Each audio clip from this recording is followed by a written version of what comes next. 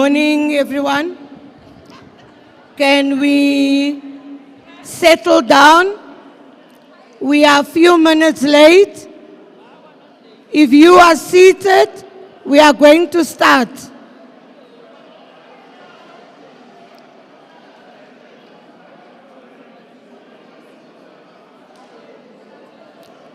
I'm almost certain you all want to hear the presentations so that you are able to interact.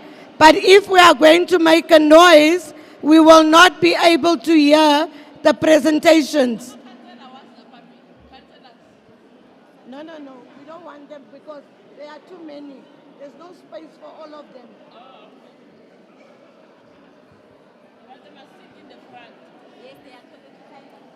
Can I call all the ward councillors to come and occupy the front seat on my left, which is your right?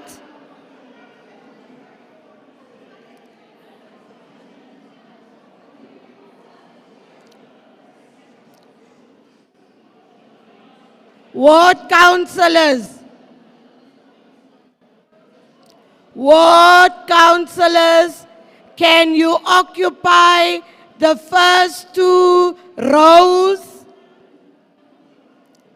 Can I have ward councillors occupy the first two rows?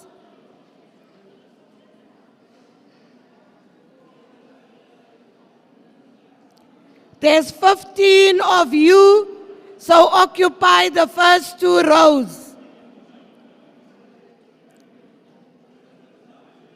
Can I ask with all respect for the residents to move slightly back?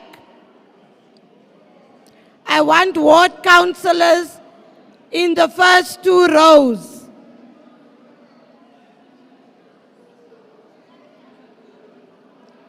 Protocol, please go and get ward councillors to sit in those first two rows.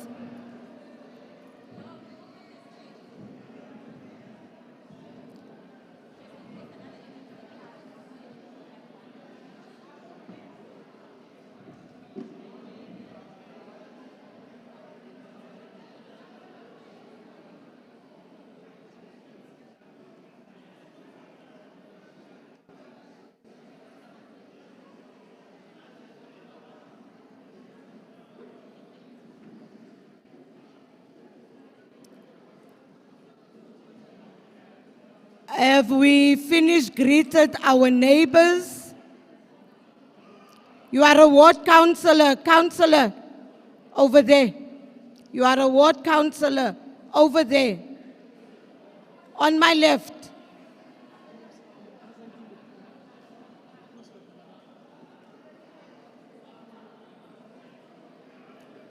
Have we greeted our neighbors? Are we good now? Can we be seated? Because I want to start.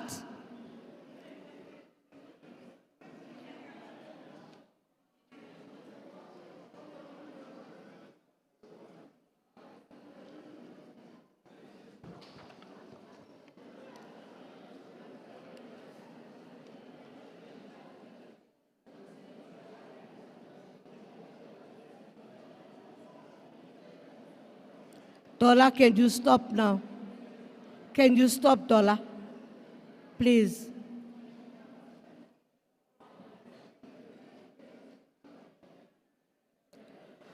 Once again, good morning to Region A. Good morning to the councillors, all ward councillors, as well as PR councillors. Councillor.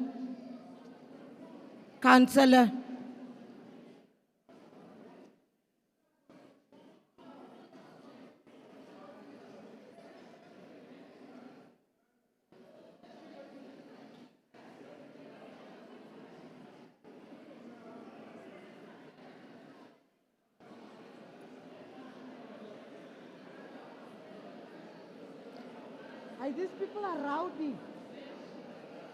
These people are rowdy. I can't even hear myself.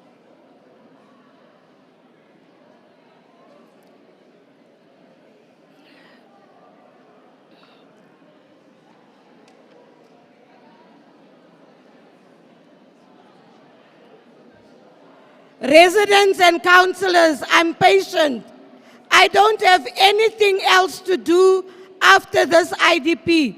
I can remain here for the whole day, but until you are settled, we cannot start. I can't even hear myself on the mic.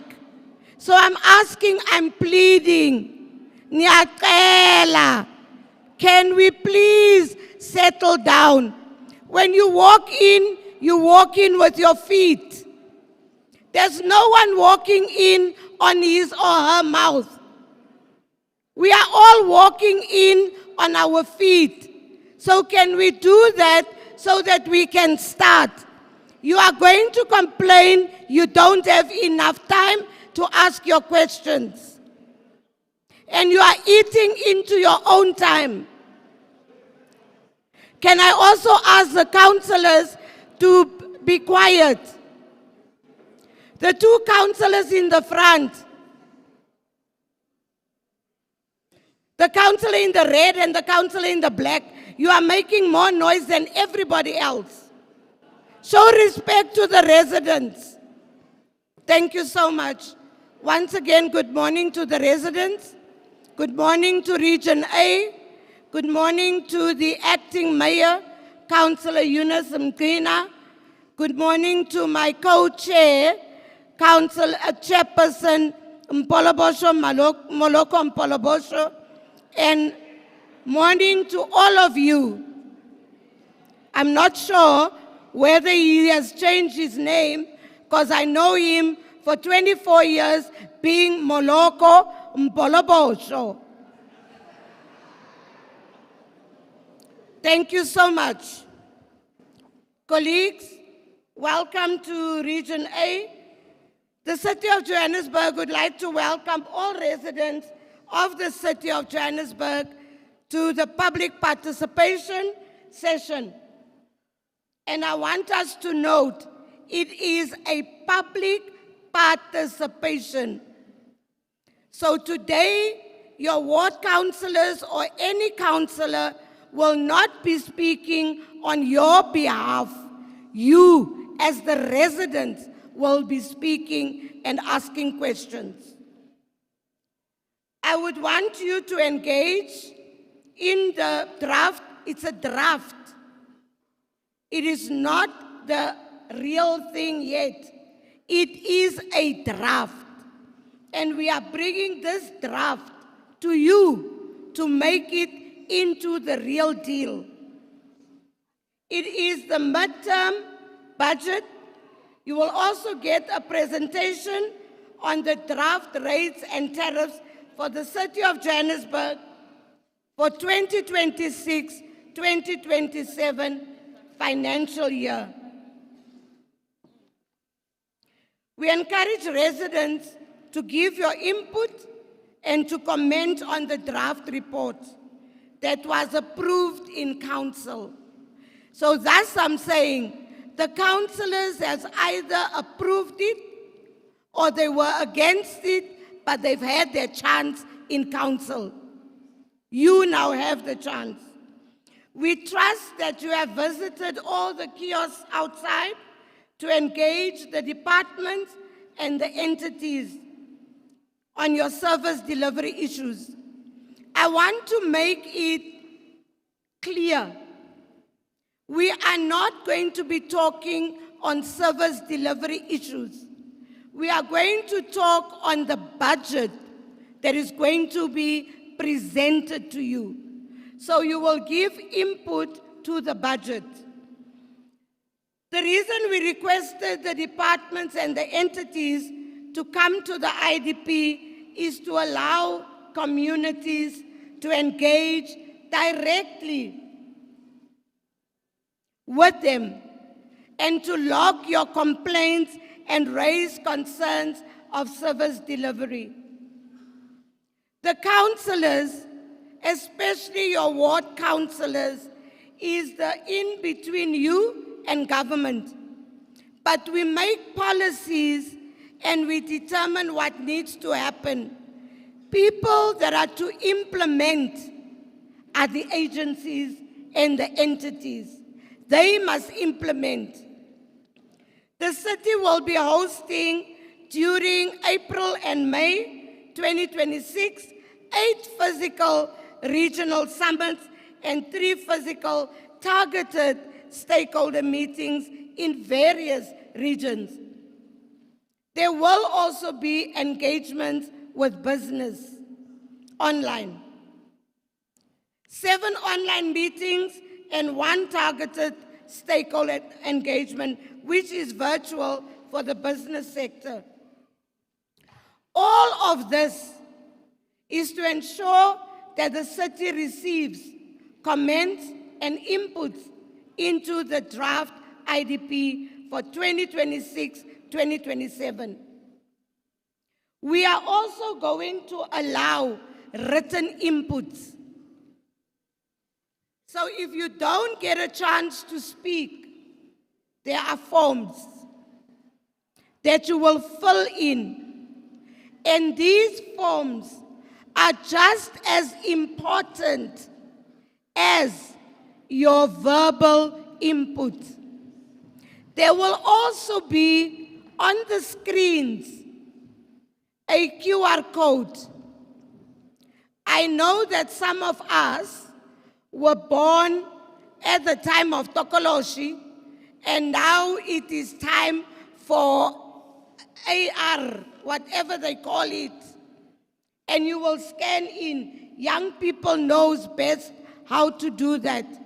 So your input will also be there. We are requesting communities to complete also inputs online. We've also set up a Wi-Fi hotspot for you to make online comments. The admin staff will assist you with capturing your comments. Can the admin staff show us where they are so that people can go to you? You're on this side, eh? The admin is on that side. Residents are also encouraged to make alternatives if they are unable to engage physically or raise their issues in the meeting. During the question and answer session, we want to encourage all of you that will be given a chance to participate vigorously, constructively, and we look forward to these engagements. On the screens, you will see that they have put up what the agenda is like. I've already done the opening. You will be welcomed by the acting ward councillor. We know we are in Councillor Depe's ward. She has asked Councillor Foley to welcome us. You can't get into somebody's house and just decide to do what you want to do. After you've knocked, they open the door. They then decide whether they invite you in. And then they tell you to sit. And they ask you, do you want water? So that's where we are going to do now. The presentation will be done by the acting executive mayor, Councillor Mdina, and then we are going to have a presentation by Pumza that will do the budget rates and tariffs, and then it will be your comments, and then they will respond. I am now going to call on the acting Mastans to come and welcome us. Councillor Foley, can you come and do that for us?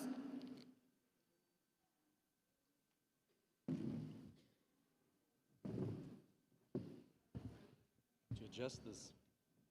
Trying to adjust this. Oh, sorry, I'm No, sorry. no. I'm physically challenged. Thank you, Speaker.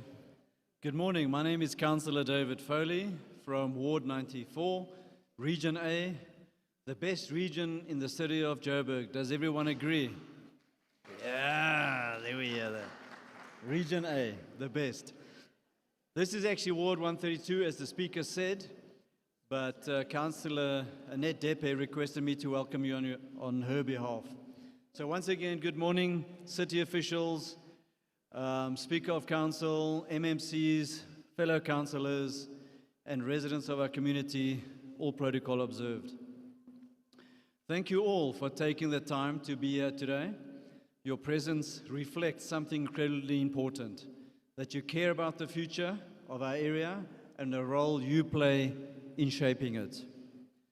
I would like to extend a sincere welcome to our city officials who have joined us this morning. We appreciate your time and your commitment to engaging directly with the residents. These sessions are a vital part of ensuring that planning is not done in isolation, but in partnership with the communities we serve. To our residents, thank you for showing up, for raising your voices, and for continuing to engage in the processes that guide us and how our city grows and develops. The Integrated Development Plan is not just a document, it's a reflection of your needs, your concerns, and your aspirations for the community. Today is about constructive engagement. It is about listening, understanding, and ensuring that the realities on the ground are clearly communicated and considered in the city's planning and prioritization. I encourage everyone here to participate openly and respectfully. Let's make this a meaningful discussion where we focus on solutions, accountability, and progress.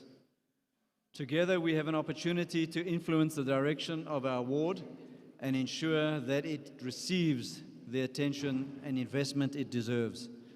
Thank you once again for being here, and I look forward to a productive and impactful session.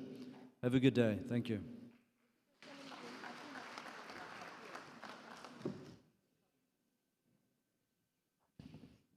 I just want to welcome in our presence MMC of Health and Social Development, MMC Makafula, ne? MMC Makafula. I don't want to butcher her surname. I'll be in trouble. I want to welcome her, but without any further ado, I'm going to call on the acting mayor of the day, MMC Mqina, to do the presentation. And I want to repeat what I asked earlier on. When we get the presentation, let us pretend we are in church so that we are able to listen. We will do clap hands when it is done. Let us listen to the presentation, please. Thank you so much. MMC?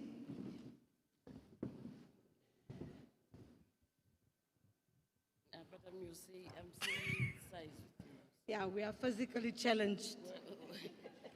Now why are you adjusting? Because our height is the same. No, thank you very much, Madam Speaker. Good morning to residents of Johannesburg, particularly here in Region A. I'm greeting yourself, Madam Speaker, MMC Makafula, councillors of Region A, the city's officials that are led here today by the city manager. I saw him somewhere at the back there. And most importantly, to greet our residents in Region A. We are today going to present a draft integrated development plan and the budget of Region A. Not to forget the most important greeting to all the Buccaneers and wish them all the best today.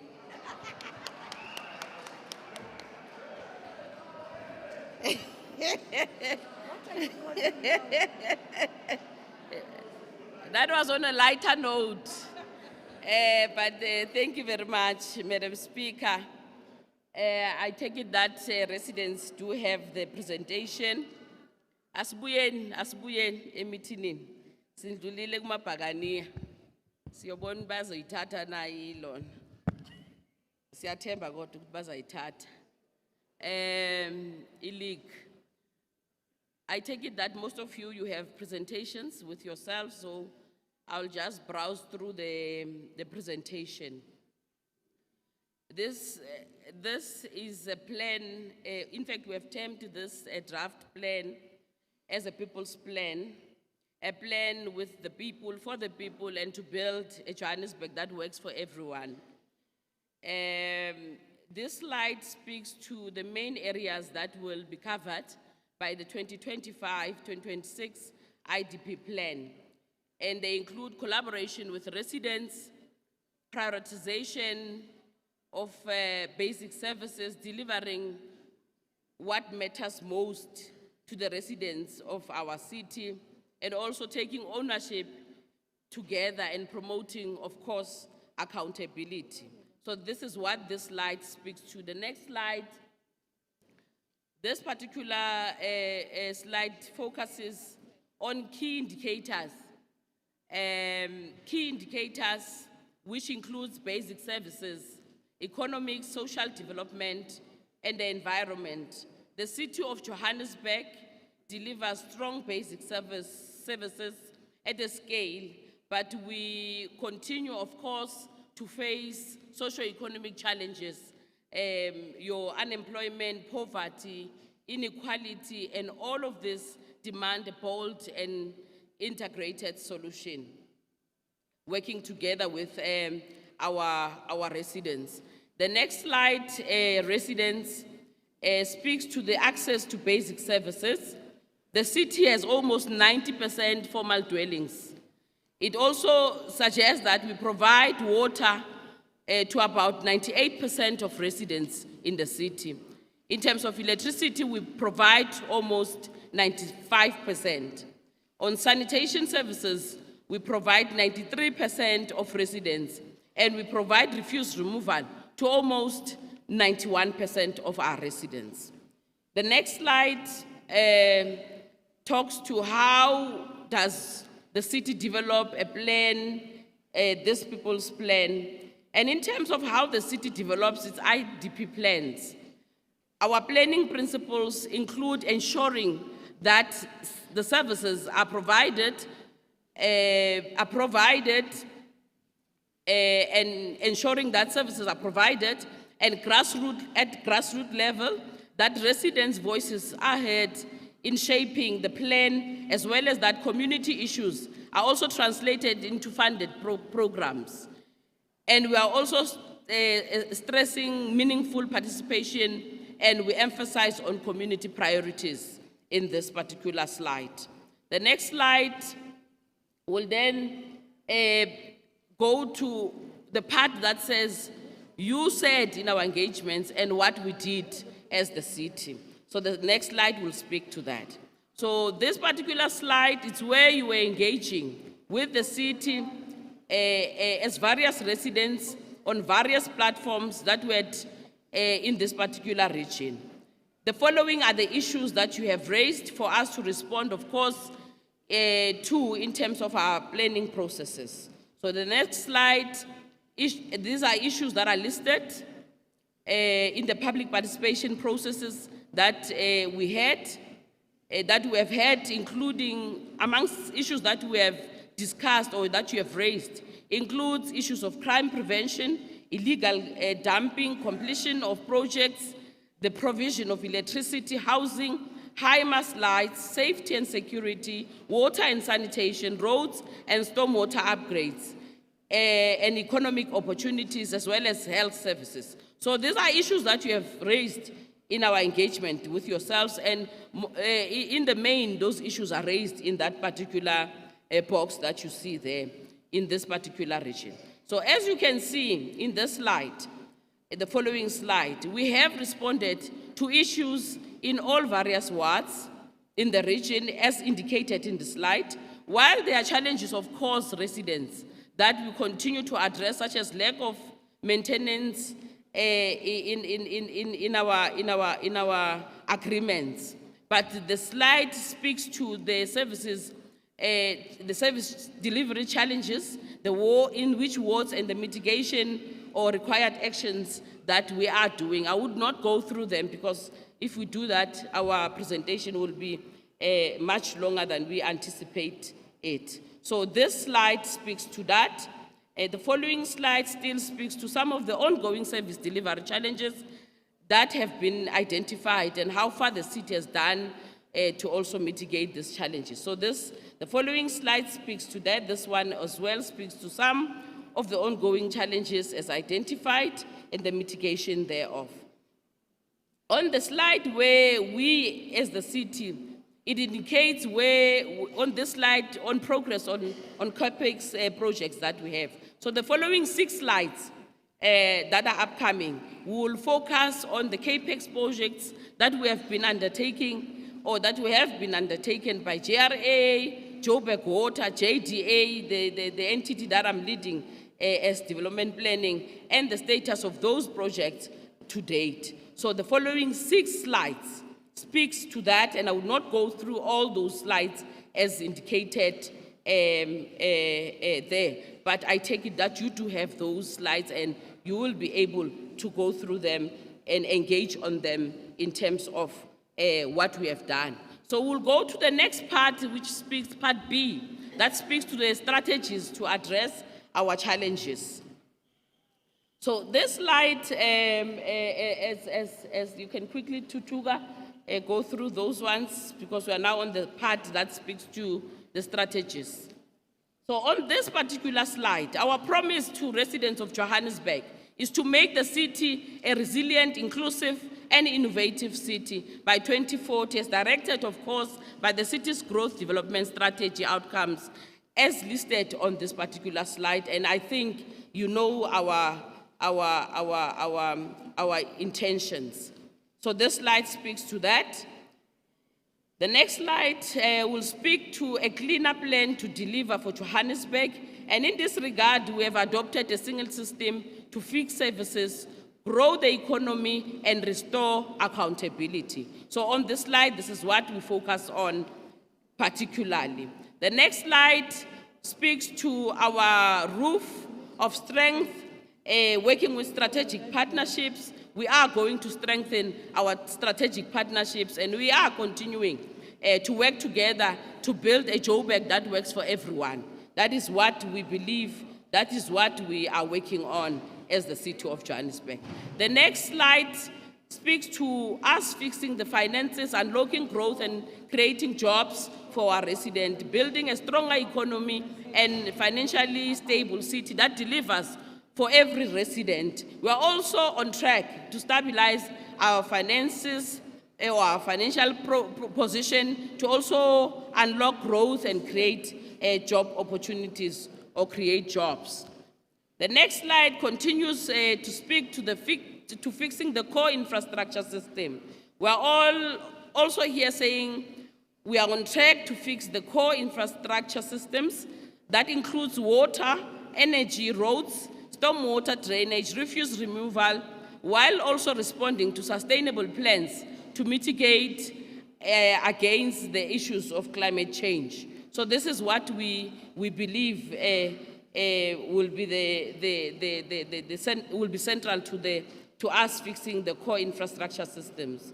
So the next slide, residents of Region A, speaks to restoring safety and the rule of law.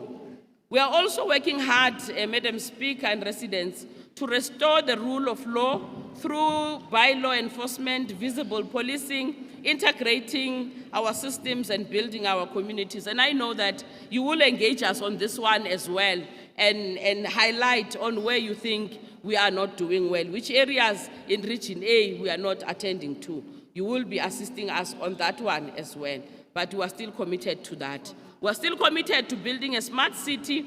We are also committed to building a city through the use of technology. We are all aware that we are now living in the world of technology, bringing digital services to our residents, employing data-driven innovation and improving connectivity and digital inclusion for all our residents. This is what this slide speaks to. Most importantly, residents of Region A, our foundation remains accelerating service delivery, and our foundation is providing the services which include speeding speeding up delivery, raising standards, and holding ourselves accountable. So we are still committed to that as the City of Johannesburg. On this slide, residents, it speaks to the Presidential Johannesburg Working Group, which is a coordinated support provided by the national government. Also here, together with the national government and provincial partners, of course, we are working together under the auspices of the Presidential Working Group in Johannesburg to accelerate service delivery on 8 priority areas, as we would have seen them indicated on this slide up there. So we are committed to prioritize those 8 priorities as indicated in that particular slide. The next slide also speaks to what we have also adopted as an aggressive smart investment strategy to meet data-driven priorities for a long-lasting impact in our communities, particularly here in Region A. The next slide also speaks to smart investments with focused interventions that addresses regional priorities for a measurable impact. That is what the slide speaks to our residents. This slide then speaks to where money goes and the impact it delivers. So our total budget that we anticipate, it's now sitting at 97.1 billion, and it is geared towards supporting the city's goal of achieving financial sustainability. So that is what we anticipate, and we hope that with this budget, we will be able to change the lives of our people in Johannesburg. But of course, this will only be achieved if we have residents that are also committing to payments of their services in the city. The next slide, colleagues and residents of Johannesburg, is the budget, and it's also geared towards strengthening infrastructure, provision of human settlement, and provision of essential services that are geared towards improving the lives of our people. So the next one, the next slides, as I conclude, I want to call Madam Speaker on all of us to work together and to build a fair, inclusive, and a responsive city for all our residents. Together we can build a better future for Johannesburg residents. And I think that's why we are here today as the city, as the executive of the city, to respond to what the residents of our city would have suggested to us and how far we have gone. And the next part, which is part C, will speak to tariffs changes. So Sihle from finance will be taking us this particular slide of tariffs. And I want you to pay attention so that you understand what is it that you will be paying and how much you will be paying in terms of property rates, in terms of electricity, in terms of water, sanitation, and refuse. So it is very important for you to pay attention to this. And it is also very important for me, Madam Speaker, to make it a point for our residents to understand that City of Johannesburg remains a city that charges its residents in a fair manner. And I'm saying this with a pride because we have tested this. We have benchmarked the work or the rates that we have in Johannesburg against those of Tshwane, against those of Ekurhuleni and any other metro around the country. So we are still charging our residents fairly. So at this point, I will allow Sihle to come through the speaker and present deeply about what will happen on this particular slide. And thank you, residents. Sabong. Thank you so much, Acting Mayor. I'm not sure, but this side, our concentration span is very short. And we are like, I'm not sure. These people in the center and this side, they are really listening. I'm going to call Pumza. She's behind me or next to me. She's going to present the rates. And I think this one is very important also to listen to it so that you understand why you are paying what you are paying as ratepayers. Thank you, Pumza. Thank you, Speaker. My name is Midrand. I am from the property branch. I'm looking for this. Okay. Oh, okay. I am from a department called Property Branch. I will be taking you through the rates policy. Good morning, the Speaker, Acting Mayor, MMC, councillors, and most importantly, good morning, residents. My job is simple, is to take you through the rates policy. The rates policy, it is an official document that the city uses in how to explain how we charge property rates. If you own a property, government says you must, all of us, all property owners must pay property rates.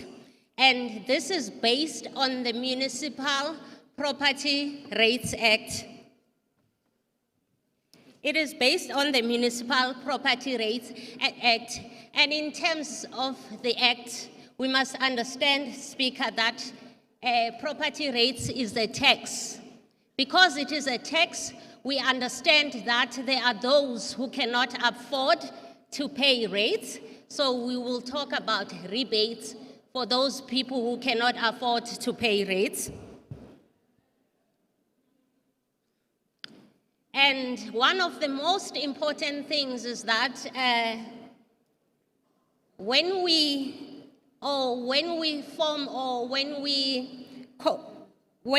talk about rates, we must talk about fairness.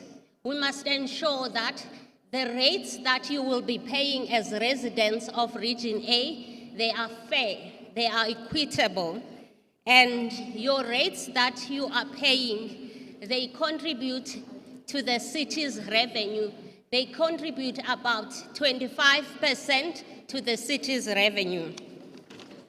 So that means that they contribute to the city's economy. Our aim as the city or as the rates policy is to ensure that we develop the city's economy. I am going to talk about valuation now. The rates, they are based on your valuation. I hope all of us as property owners, we know our market value. It is page 2 on your statement. The rates that you will pay, they depend on the market value, meaning the higher the market value, the more you will pay on rates and taxes. On this slide, the city, we have about 900,000 properties. 900,000 properties. All of them are valuated. The biggest contributors to the revenue is your business and commercial, the ones that are highlighted in green. It's your industrial, it's your mining and residential. Remember, we have different types of properties, meaning we have different categories of properties.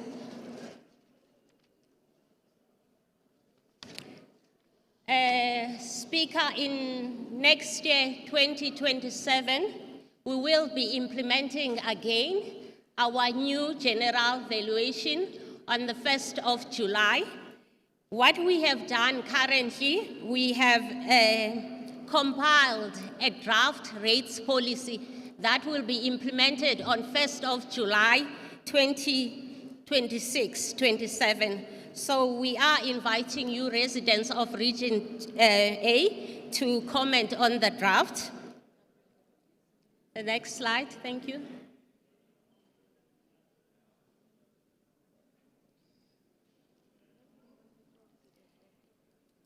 residential, you contribute to the city's revenue, and there is a residential rate. I spoke about fairness. It is important that whatever we charge, that we must be fair to residents. So what we are proposing, Speaker and residents, we are proposing a 3.6% increase for all the categories of properties, meaning that the increase in property rates for business will be 3.6, the residential will also pay 3.6, and agriculture will also pay 3.6. In this slide, we are talking about the base rate increase of 3.6 and the ratios. There is no change on the property ratios. You can see that resident for business ratio, it's 2.5 if you compare to residential. Meaning, Mama, if you are paying 1,000 rand on your rates, businesses will pay 2.5, 2,500. If you are paying 100 rands, that means businesses will pay 2.5. There is no change on the ratio. The ratio is, the change is on the tariff. The next slide, please. The proposed tariff increase, you can see there, is 3.6. The agricultural is 3.6. We have 17 properties.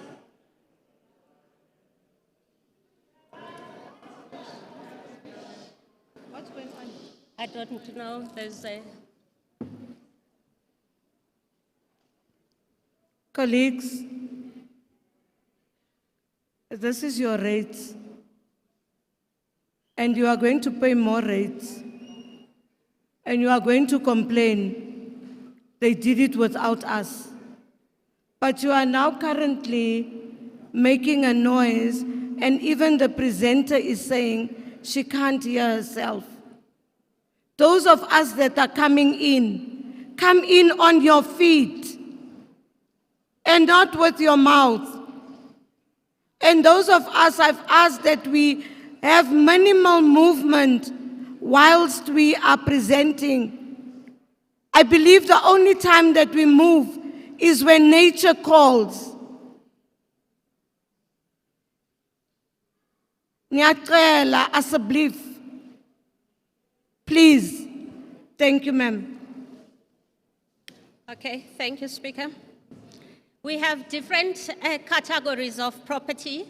These are the current categories, and we are proposing the same for 2026-27. We have our agricultural properties. I know we have those in Region A. We have business and commercial. I hope we have businesses here. We also have your industrial, your mining, and your multi-purpose. And we have, what is important, number 15, we have residential with consent use. So if you want to run a business, you must go visit the city so that you can get what we call consent use. It is 1:2, meaning if a residential property owner is paying 100 rands, a residential with consent use will be paying 200 because you will be making money from the business. We have the most important one currently. We have the vacant land. Vacant land is a penalty tariff. We need land to develop schools. We need land for property development. So we don't want people to hold land. We don't want people to speculate. As a result, we will charge you 4 times the residential tariff. Remember, this is a draft. You can make your input. Currently, in terms of the vacant, you will be paying 4 times. It is a penalty tariff. The next slide, which is the unauthorized usage. This is a penalty tariff. It is called unauthorized usage. If you are using your property illegally, we will penalize you. If you are running a business, remember you have a right to run a business in a residential property, but you have to get approval. But if you are running a business in a residential property, you will be penalized. For example, if you are running a church in a residential, you will be penalized, and it is a steep tariff. It is 12 times, meaning if a residential is paying 1,000 rand or 100 rand, you will pay 1.2. Let me talk about the rebates. I've been talking about payment. We understand, Speaker, that there are those, this is a tax, there are those who cannot afford to pay rates and taxes. As a result, we are giving them what we call a rebate. The first 300,000 for all residential properties is non-rateable, meaning if your property is 500,000, you will not pay rates on the 300,000. You will pay rates on the 200,000. The Act said we must give everyone 15,000, but because of the high values in the city of Johannesburg, we said we are going to give everyone 300,000. We have the most famous one, which is called pensioner rebate. I hope all the pensioners here are getting a pensioner rebate. We did a PR every year on pensioner rebate. If you are not getting a pensioner rebate, you are the owner of the property, go and apply, visit your nearest center. Currently, we have two types of pensioners. We have 60 to 69, we have 70 and above. If you are 60 to 69, we will consider you income. No, because city at 60, you're still okay, but we will give you 100%. If you are a SASSA recipient, you will get 100%. But if you are earning, there are those who are earning up to currently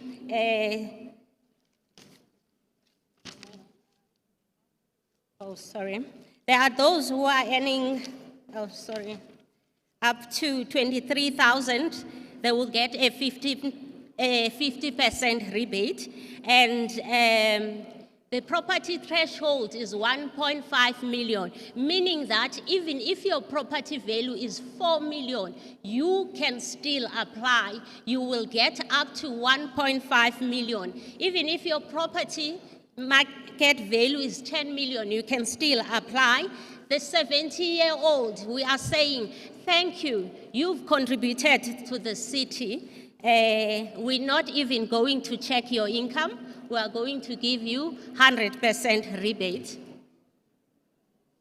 And we have the most also important one, which is the ESP. The SSP, the threshold is 500,000. The next one. We are also considering people with disabilities, those that cannot work due to disability. We have the high density rebate. We know that we don't have enough land anymore. So if you build high rise, you will get your 5% rebate. We have the heritage.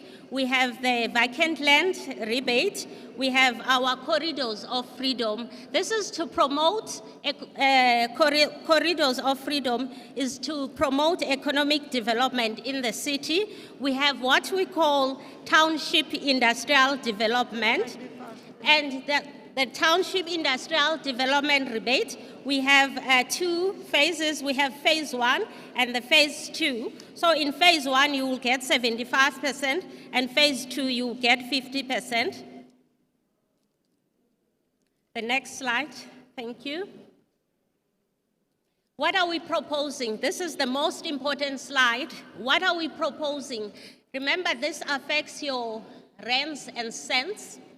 So this is a very important slide. What are we proposing?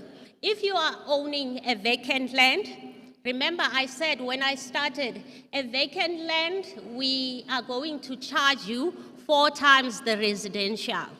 So if you finish building a residential property, that means now we are going to charge you a residential tariff. But if you do not have what we call occupational certificate, we will continue charging you a vacant land tariff. Speaker, we are introducing a new rebate for those who are going to pay in advance, 12 months in advance. They will get a rebate. Remember, the purpose of this is to promote economic development in the city. If a lot of people, they pay the money in advance, we are able to take that money and invest in some projects and create employment. We are also introducing a new rebate, a rebate for public schools, the quintile 1, 2, and 3. These are non-fee paying schools. These schools, they are already, the children there or the parents, they are already not paying school fees. So we are trying to assist in the development of education by saying, by proposing, this is a proposal that those schools, they must not pay rates and taxes. The proposed tariff, it is 3.6%. I've already mentioned that.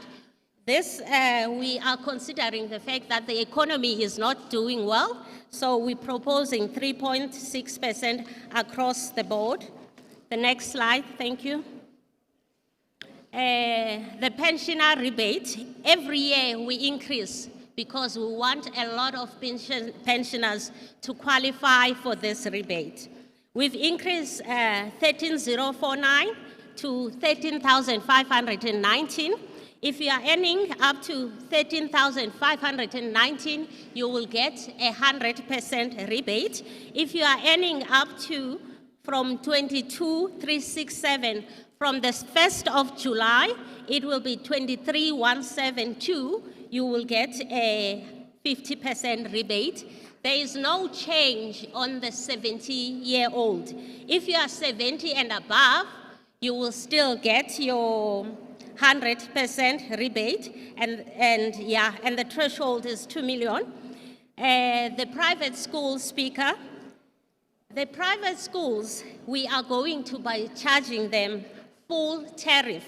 When we started in 2023 to 2024, we gave them a 25% rebate. The private schools, they will be categorized as business and commercial, meaning they will be charged as business and commercial. Year 1, which was 2023, we gave them 25% rebate. Year 2, we gave them a 50% rebate. Year 3, 75. This year, we are going to apply a full tariff. Last year, we introduced something called non-maintenance tariff. We want people to start taking care of their properties, but we are deleting this section this year. We are not going to apply it this year.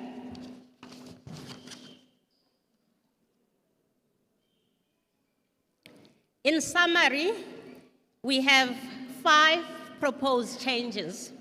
The rebate for non-fee paying schools, the 12-month advance payment of rates account. So if you pay your rates in advance, 12 months, you will get a rebate.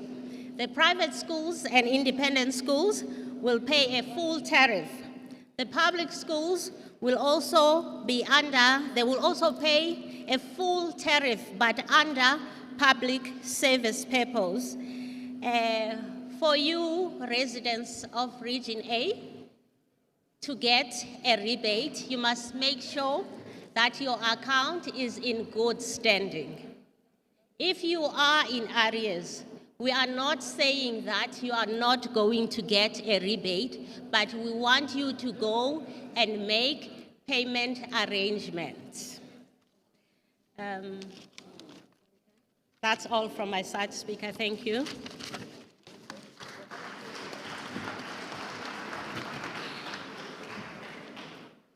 Thank you so much, Pumza.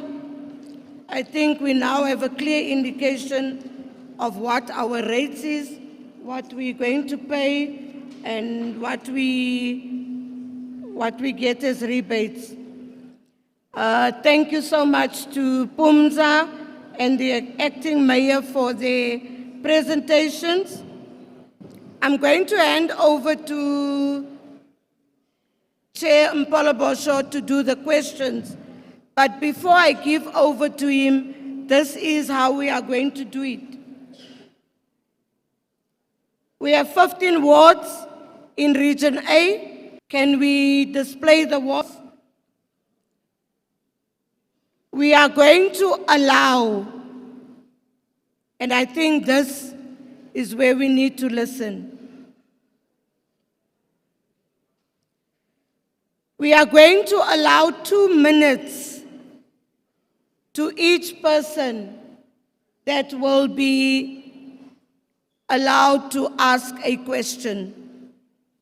But we will allow 2 community members per ward to ask questions on the presentations. I am also requesting, when you come on, you introduce yourself and you indicate your ward number before you speak. And I will say again, everyone will not have a chance. These forms, you can fill them in and give them to the people on my left, which is your right. And also, those of you, there is a debt relief program on my right. You can get this and fill it in so that you can get debt relief. So all of you might not be given a chance. I haven't, but I indicated that you are 15 wards in the region. You will be nominated according to how green. Watch your 2 minutes. Chair, I have not asked questions as yet. You will raise your hand when you are given the opportunity. So I'm going to give over to the chairperson of the session. And can I ask something?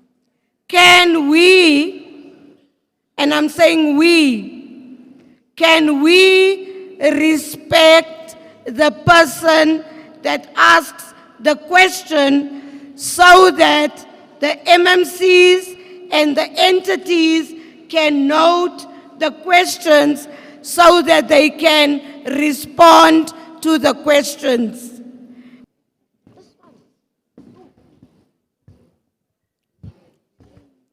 Thank you very much, Speaker. My name is Moloko Mpolobosho. I'm the chairperson of Women's Settlement.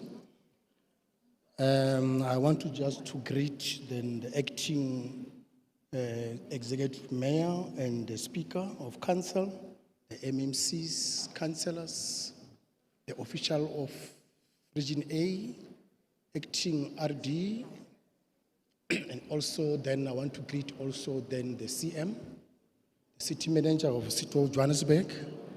And also, I want to also greet then the resident of Region A. Dumelang Sanbonani. Yeah, okay. Sanbonang Dumelang. Dimaseari.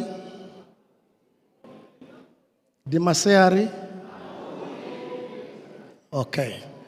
Thank you very much, the speaker. Before maybe I will start introducing then the wards, I want to just outline, the speaker has already then outlined the rules of the House today, or how I'll go to ask the questions. We can't come all of us here in front. There will be 2 per ward, 2 minutes each. Here, when you combine all the 2 minutes, per ward. We have a 56 minutes. So it's close to about then 1 hour. So before then I start, where is that form, Madam? For the questions.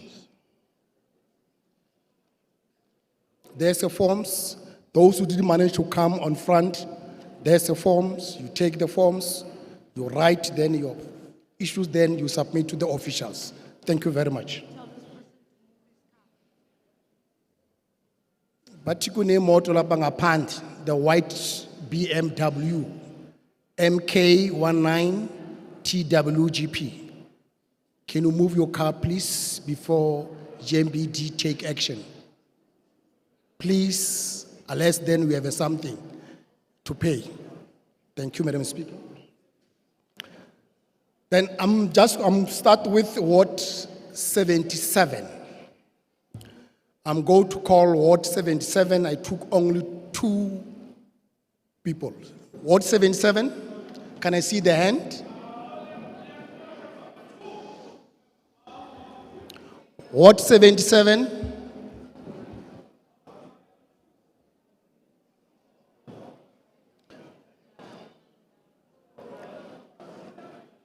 Hello? Ward 77, can you raise your hand, please, so that I can start to appoint? There's a 1. Oh, okay, 1 and 2. Okay. Ward 78. I see hand that side. This I don't see any hand. Here I don't see any hand. I'll focus then that side. Then Kaiser Chiefs color. And the limb next to you there. Can you come in front? 79. Can I see 79?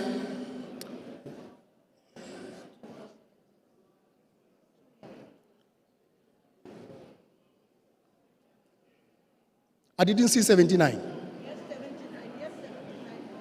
You can't just walk on front. You must raise the hand, please. Because he's going to step us. You must raise the hand before I appoint you, then you come. You can't just come in front. 4, ne?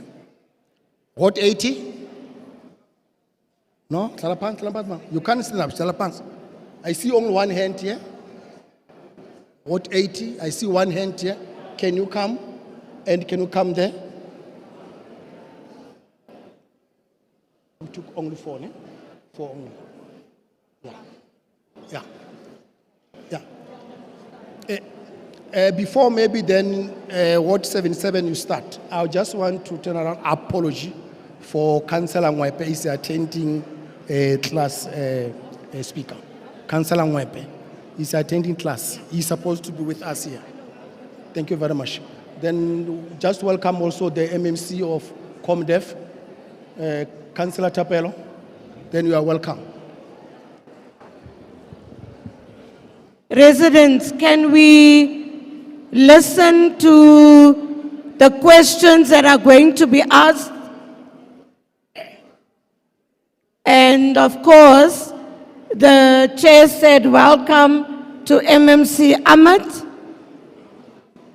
First question for 77, you can start.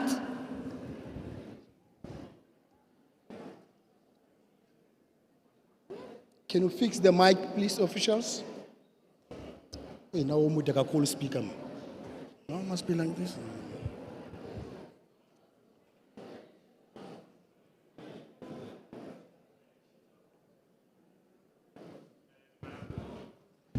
IT, can we have the mics working?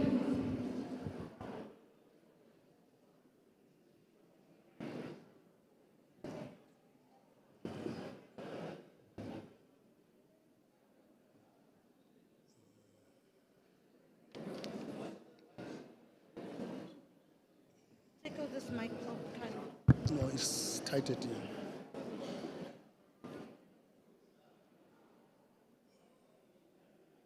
Do you have an extra mic, please?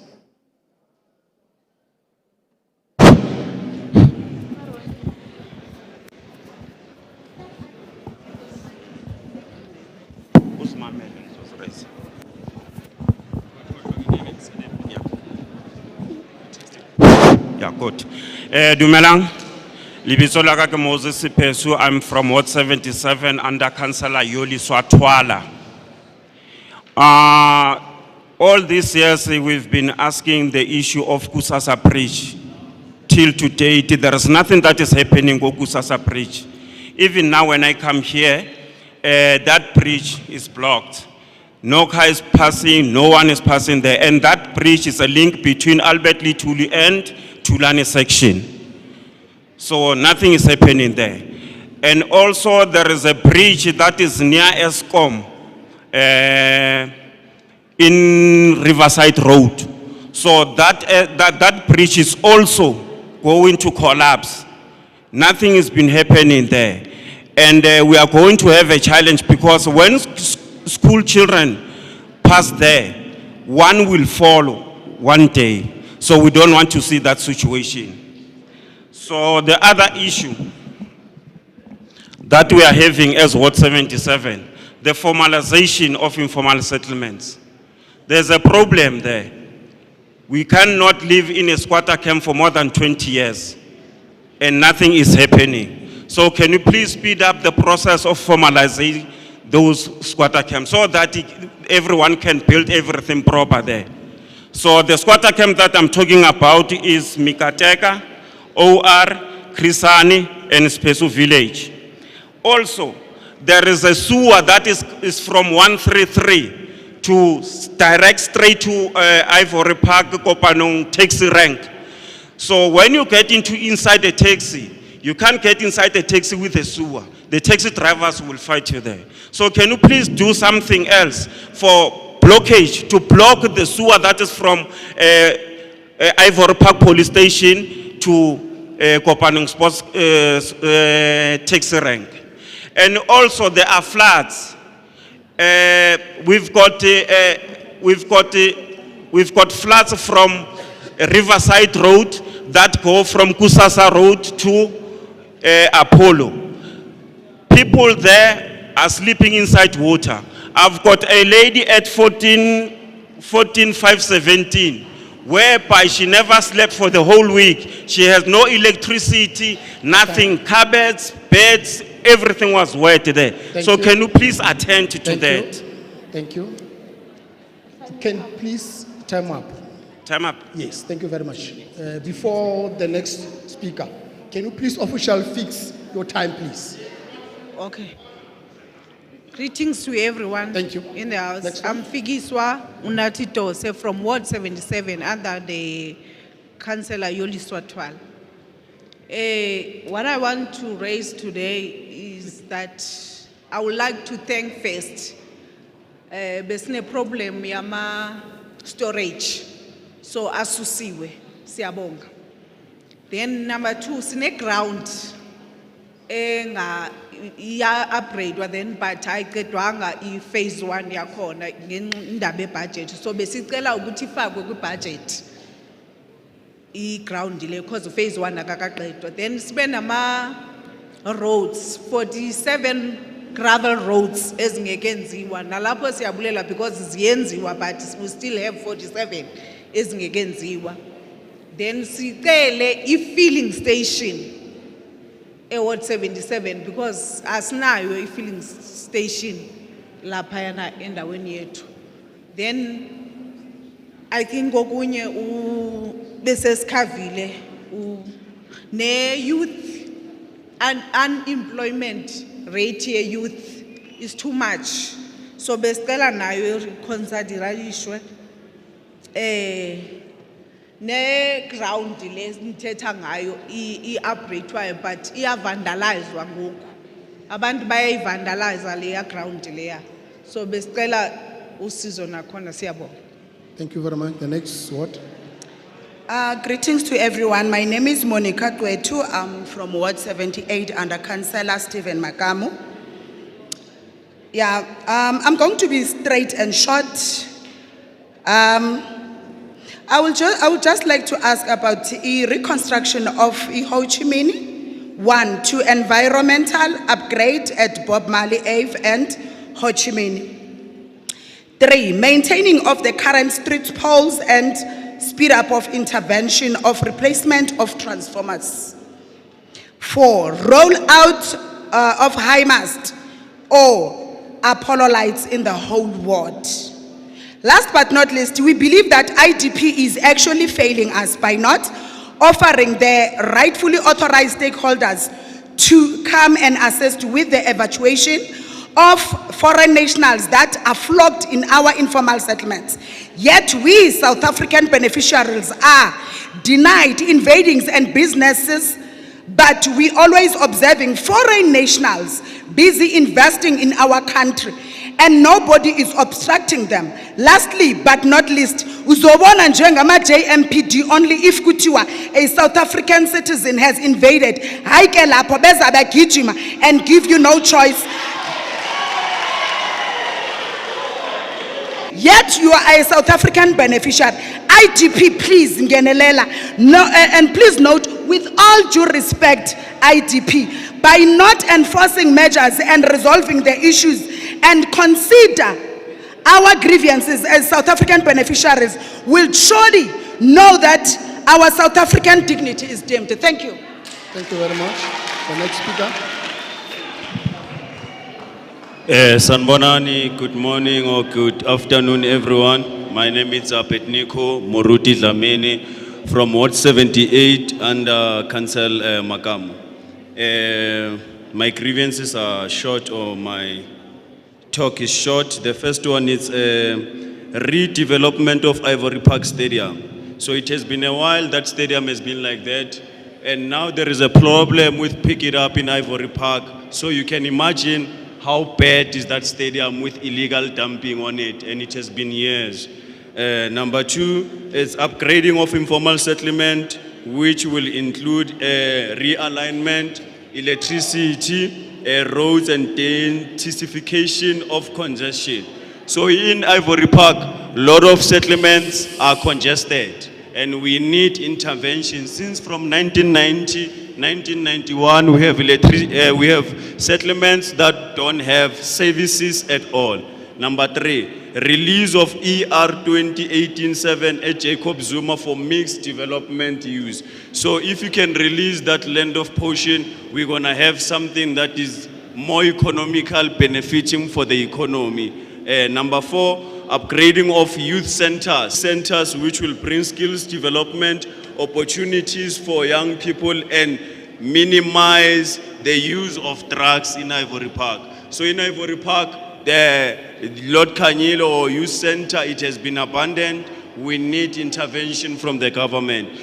Please take a note of all these things that come from Ward 78. We need intervention, because this is not the first time we come to IDP and nothing has been fixed, and we've been complaining about the very same thing. And even in the budget, Ward 78 only have one thing in the budget. Please fix Ward 78. Thank you. Thank you very much. Next speaker. Sanbonani, igama lami Makhosazana wakangwenya. Ngicela ningangithatheli i2 minutes yami ngoba ngifuna ukubuza, ngoba bengifunda lana izinto ezinye nizibhale in a wrong way. Asinayo thina imikansile clinic, and then asinayo futhi umafela 2 ku 79. So sicela nilungiseni inkinga lana ngoba asizethu lezi zinto ezila. So ngiyabonga. Bengicela ukubuza ke seningayithatha i2 minutes yami from now. I-regional director acting there till when? Because umuntu lo mangabe sizokhuluma naye uzositshela ukuthi uya-act. When are you going to hire someone azokwazi ukuthi athathe inkinga zethu? So ngizocela kanje ke manje. Sine TPA clinic, we've been singing this song every now and then. Ukuthi kune ERF number 18322. Sathi khona sicela ukuthi basenzele i-development center and skill center.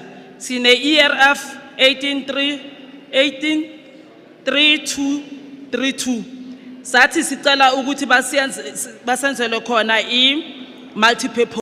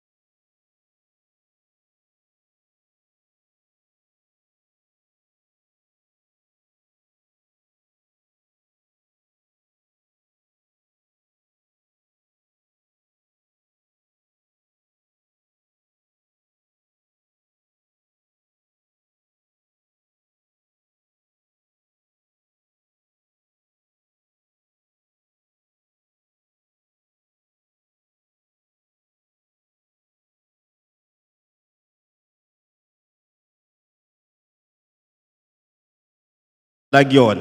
Kuyona leyo ndawo ilezi zinto ayibalile sicelayo of which a clinic, a multipurpose information center 18323, 18321, 18322. Imthonjeni sports ground siyayicela ngoba ku last budget siyabona ukuthi nikezile u1,845,000 kodwa sikaboni imthonjeni iqala idevelop.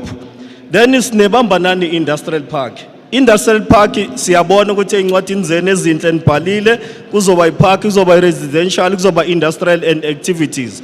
Sicela ukuyibona ukuthi mayisebenze le ndawo ngoba kudala sikhuluma ngayo since back then bo 2016. Ivory Park kunokuba mnyama imvula mayiqeda ukuna. Siyacela nisiphe ama street light ngoba lama light esole nisinike wona awu3 awekho enough. Imafela ndawonye lekukhulunywa ngayo sicela nichintshe uthuni faka u1. Every time masiza la sikhalaze ngento eyi1 ukuthi he cancel. Lokho nibhale ward 79 and what he cancel akusi ward 79. Nakho kunye ama informal settlement ukhansela sekakhathele yithi ngoba u14. Sicela nizamele an open land la nizokhona ukuthi nenze njani nithatha abantu nibafake khona. Ukhansela unama subdivision awu3. Then the rest yama informal settlement at relocation. Sicela a piece of land for abantu base ward 79. Ngiyabonga. Thank you very much. Next speaker.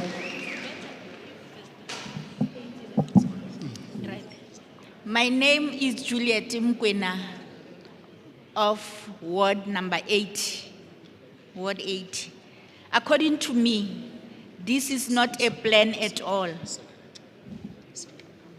Because, Madam Speaker, we have been crying and crying or singing one song for I don't know, for over 30 years. Now it is becoming monotonous without any help. Point number 1, electricity. I, for one, and others in my ward, we don't have electricity for almost a year. How can you live without electricity for a year? You, Madam Speaker, cannot even live without electricity for 2 seconds. But we don't have electricity for over a year. We don't have Apollo lights. We have been promised that our informal settlement will be electrified. For over 30 years, with that promise of our electricity being electrified, our informal settlement being electrified, but nothing is happening. And people are fighting with our councillors.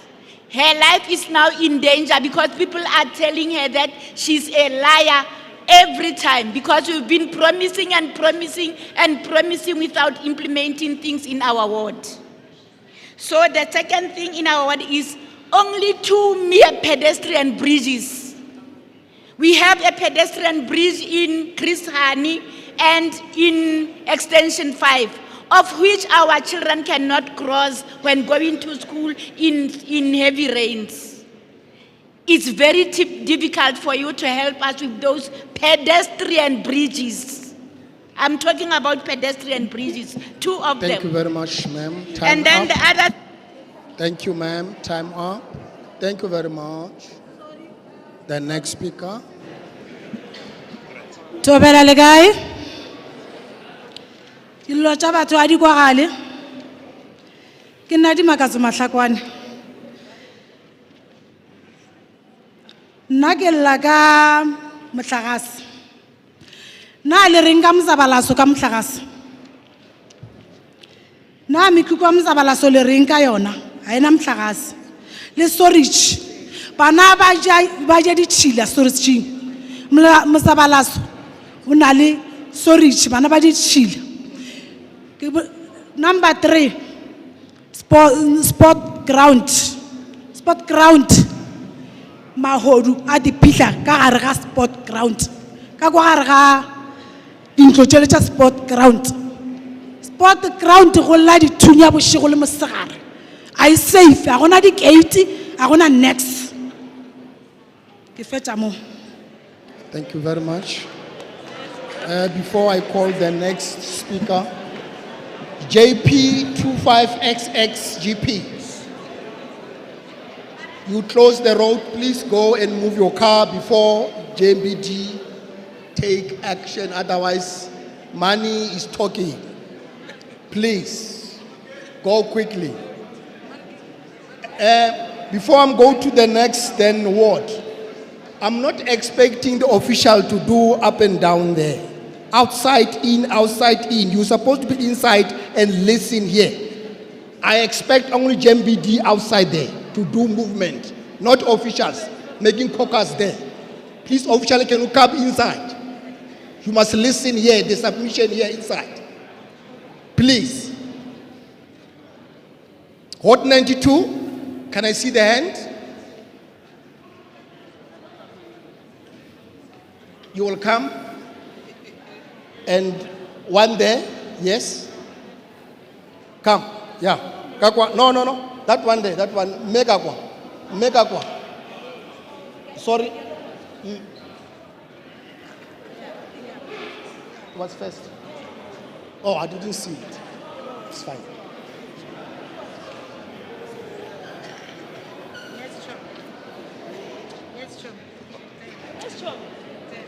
Okay.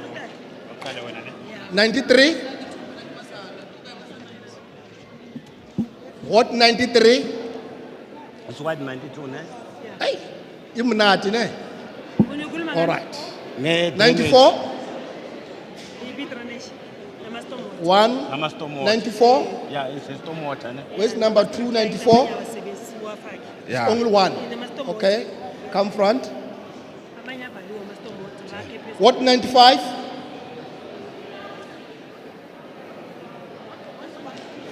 White t-shirt and red. It's a stormwater and it's a drainage.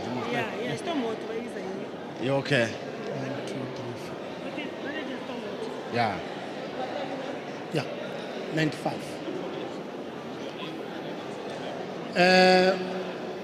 Please, the noise, please. Oh. Nyaspaza misala. Right, what 92? Can you start? Hello? My name is Norman. I'm in Ward 92, Calfontaine, Extension 13. In our area, we have got a drainage storm. During the rain, the houses are full of water. And we have got the problem of light, polo light. Even the water, we don't get water full. During the night, we don't have water at all. Bye. Thank you. The next speaker.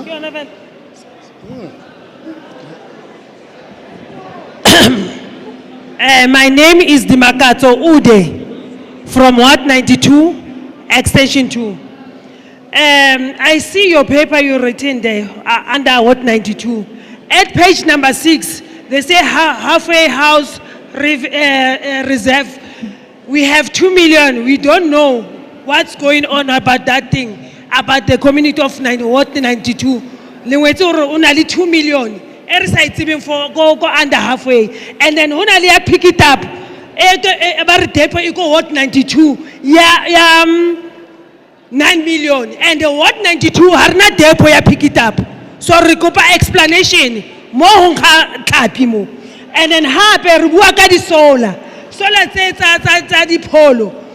Rena di polo tsa go 60 le go 23, and the budget teng e 3 million, and ba re tshepisitse hore re tlo ba le solar tse 10 go voting. We have only 2 solar di tlo ba teng ning, and re gopela hore le re jetse hore le tlo di installa ning those polo. Hape re bua ka multi-purpose e 5 million, and that now is 10 years. Kiele emi mole ke mathuna mole, and bana ba rona ba batla library, bana ba rona tshwantse ba dlalle mo ho etsagalang ka that multi-purpose too, guys.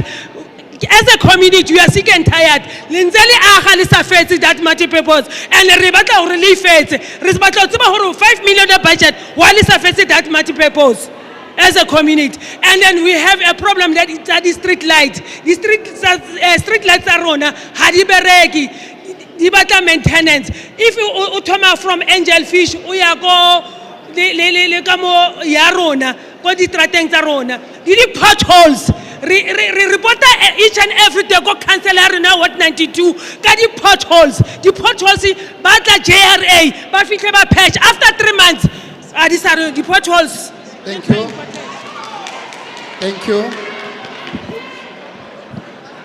Before the second speaker, can you just hold it there? I think it is. Just hold it, ma'am. Nikuko Sangla. How? Noise, please. Niyasipaza misa, please. Uchomi yako uhlulekile uhlangana naye le strateni ngaphandle. Now then the IDP make you then twice out uhlangana naye lapho. You make a caucus inside in the IDP. Please. Discipline. Good afternoon. I'm Amanda Gibbs, Ward 94. Thank you for the opportunity to speak. I'm raising concerns on behalf of residents of Ward 94, Loniel, Kailami, Beverly, and surrounding areas. We are ratepayers and we need clarity on the following. Infrastructure and development. How is ongoing development in Ward 94 being aligned with infrastructure capacity? Why are water systems under such pressure with frequent outages and long disruptions? What is being done to address failing sewer systems, including leaks and overflows? Roads and stormwater. What is the plan to fix roads in Kailami that are ungraded, full of potholes, in some cases untraversable? Why have potholes reported over a year ago not been resolved in Loniel and other areas?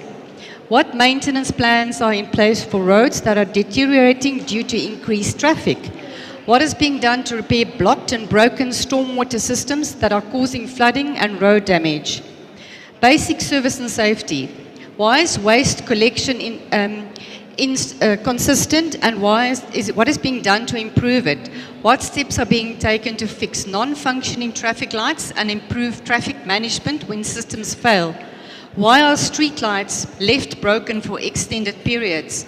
How is law enforcement being strengthened to provide real support on the ground? What is being done about illegal signage and the lack of enforcement? Why are residents not receiving clear communication on outages, maintenance, and reported issues? How will communication and feedback to residents be improved? Why does Ward 94 appear to have limited planned upgrades compared to neighbouring wards and other wards? How are budgets being allocated across the wards, and how equitable service delivery being ensured? Thank you very much, ma'am. Thank you. The next speaker. Just hold on, ma'am. Before, please. Residents, I have a complaint from the table. The executive is unable to note your questions. You know why? Because you are making a noise. So if you don't get answers, please don't complain. Please don't.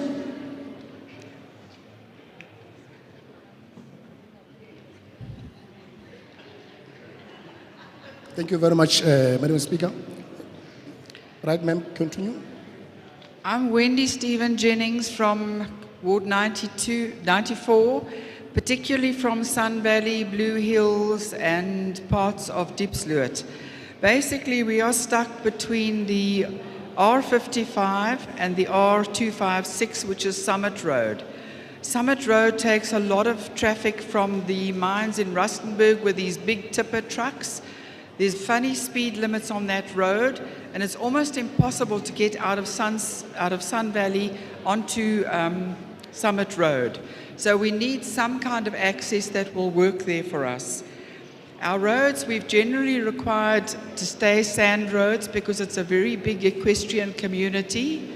However, the sand roads are just being graded constantly when we complain, but we need a proper plan put together because they're grading almost down to the actual electrical connections across the road.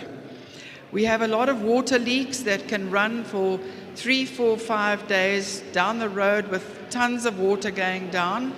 We need to be able to point these out and get very quick reaction.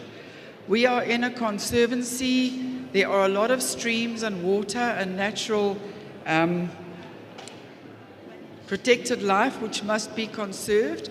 However, we're getting a lot of illegal people coming in. We're having a lot of problems with event companies buying land and setting up a whole lot of events. Their buildings are illegal.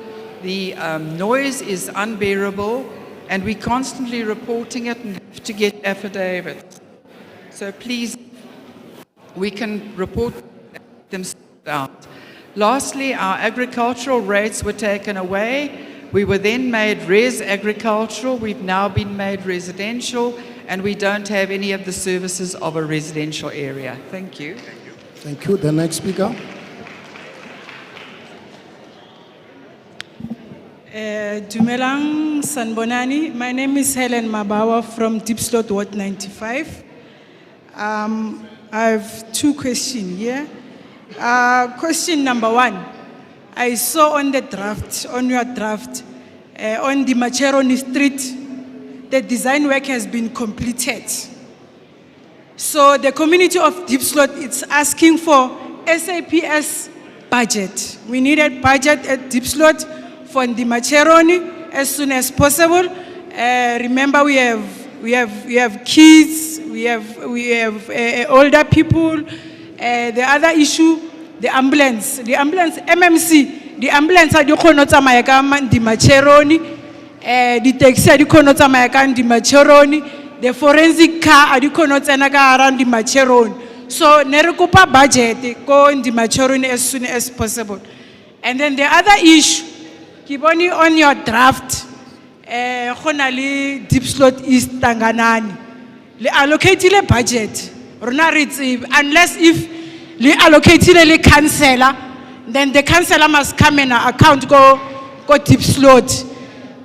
We need presentation of that 1 million. Rainyaka that presentation 1 million. Unless if that 1 million le councillor was strat. If le councillor was strat, let me tell you something. There's Madanga Commission at Deep Slot. Then that Madanga Commission will take you there. We need that 100 million for it representation go Deep Slot. The other issue Eric Kupang is sports facilities. Renalidi High School say 3. Those high school they refer 100% each and every year.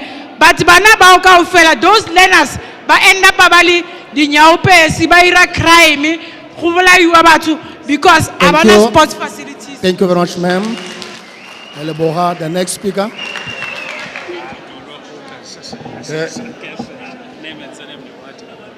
Dumelang, lebitso la ka ke Obet Mboko, Ward 95.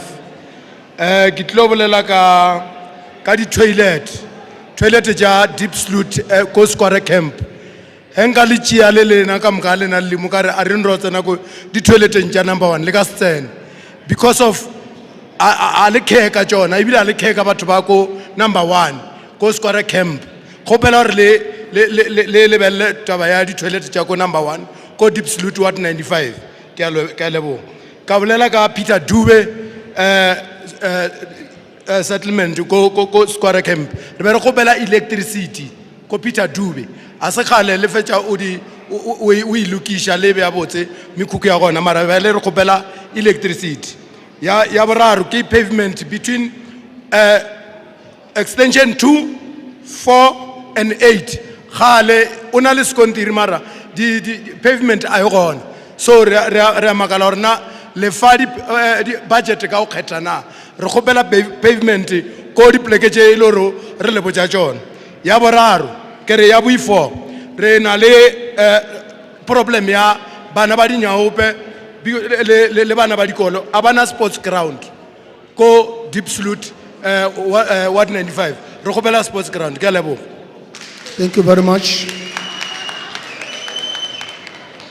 About your submissions. Now I'm going to call the next ward, 96. Can I see the hand? You are number 1 there, ma'am. Then you'll be number 2 there. 96. Okay. 110. I see one hand there. And the brown one, the one wearing the blue cap. Yeah. The khaki, khaki jersey. Yeah. What is that? 4.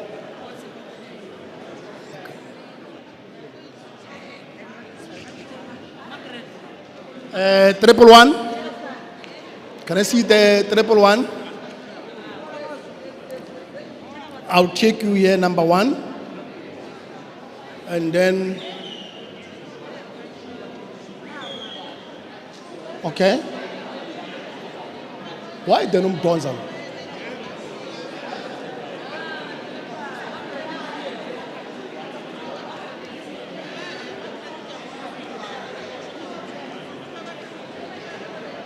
Okay.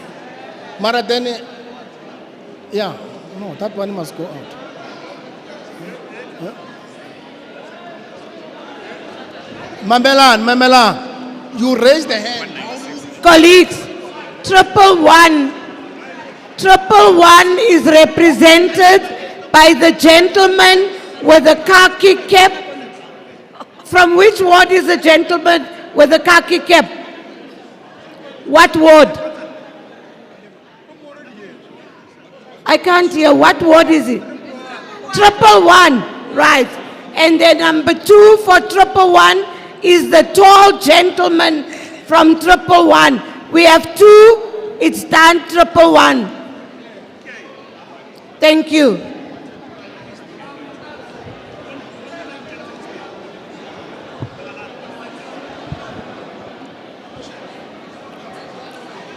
Thank you very much, Madam Speaker. Hello, Abutwa jacket yastra. Oh. Please, can you assist me, please, leader? Don't go to the chair and grab someone and bring into the line because it's disturbing us now. People must raise their hand. 112. What 112? You'll be number 1. Where's number 2? Number 2 right in the back. Yeah, come. The green. I can say then the green mamba. The green color. Yeah, come.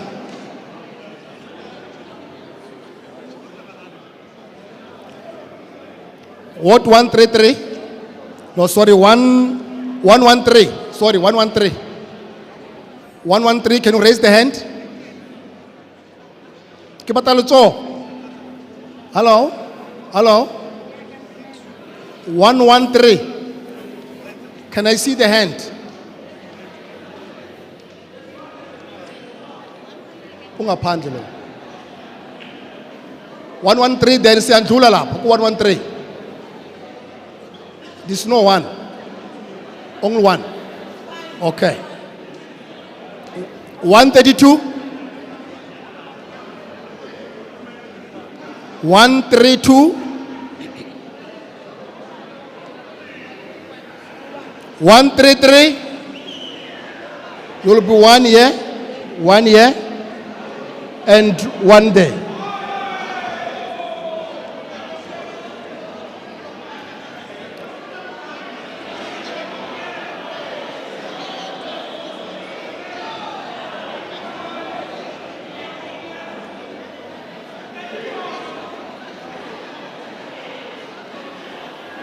Okay. Right. What will include? 96. Can you start?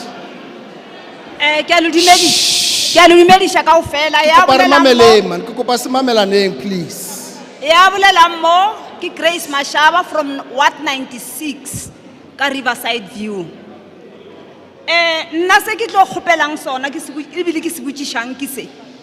Since le rwala ko Ivory Park le Risha Riverside le bana ba rena. La re le tlo re agela sekolo.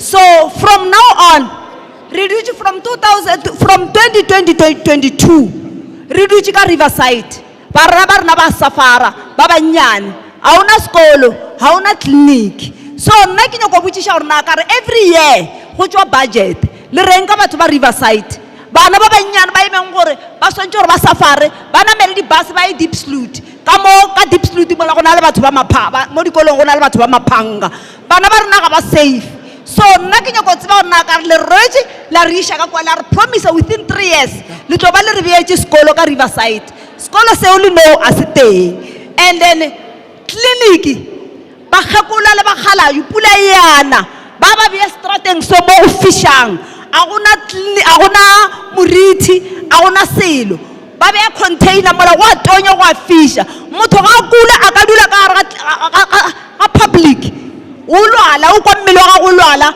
wa ya mola public wa ro ya clinic o ra go roshwa so nna re khopela clinic re khopela school sa boraro ke khopela gore le change di style tša go hira because go tla di project rena sentse re tswa ka Ivory re ya ka kua a re kry mmereko because a rena connection ga o sena connection no work so nna re le pele ka baka la gore rena ga rena di connection batho ba thutha ba boela mekhukhung le re batho ba share dintlo ba boela mekhukhung ge ke kotlala nka sa dule ka re ga ntlo e botse mara go sena tša go ja so rena re na le problem ka Riverside View ga rena mebereko sa le bana ba rena ke na le bana ba i3 ba ba di ba sa le Thank you. Re a leboha, nako e fedile. Thank you very much. Thank you.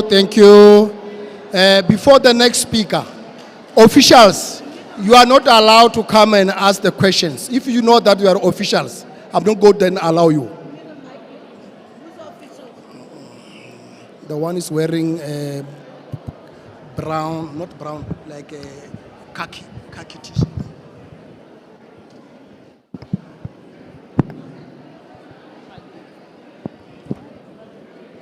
Before you speak, Mayor, they will start your time now.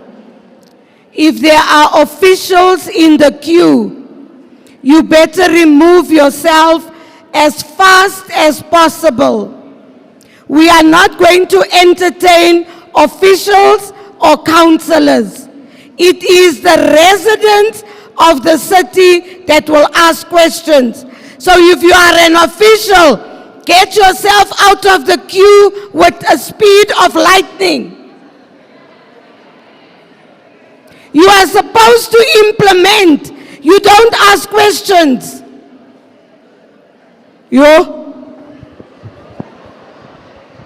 Thank you, Madam Speaker. Thank you very much. The next speaker. Hello? Kokasimo. Hello? The next speaker, please.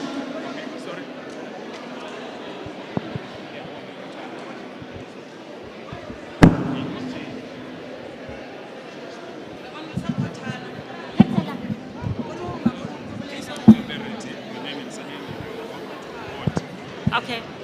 My next announcement is, I don't want ward committee members. Ward committee members works with the councillor. Ward committee members are people that receive stipends, so you don't come and ask questions. You give it to the residents. Viva residents! Viva! Okay.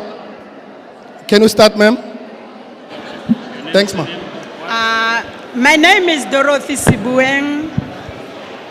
I'm from Ward 96. My councillor is Councillor Maswazi. Thank you for the respect. On my birthday, Nohal. Thank you, the IDP. To save time, the lady in front of me has covered me in all the items so far. But just to press on that, please, the IDP, don't forget the Riverside when coming to your budget. It looks like you are too soft on that item. Please, we need school that side. And we are also stranded with a multi-purpose. As you can see, our age, we need to be in a room where we can do other activities also with the youth to avoid what is happening around. Our children, they are doing crime. So if we have a multi-purpose, we'll really love that so that we can keep our kids busy. And then the schools also, it will help us a lot. Not talking about the clinic. We have a mobile clinic that comes with one truck. At times it comes with only one truck. There's no shelter. If it's raining, there's no health services. And if it's too hot, the high blood is also going high while we're still waiting for the transport. And then the worst part of it, they don't even have files because most of the time the trucks, they get water inside. So our files are wet. They can't even read what is written there. So please, we're asking only 3 items. Our councillor can't even call the meeting, the general meeting, because we always call him a liar. Because we don't have school, we don't have a clinic, we don't have multi-purpose. He doesn't even have an office. He always do his job inside the car. Other people say they don't know you because he can't afford the whole Riverside alone, Malachi and the other areas. Also again, in the other informal settlement, please make follow-ups for the toilet and building them a good settlement. Thank you very much. Thank you very much. The next one.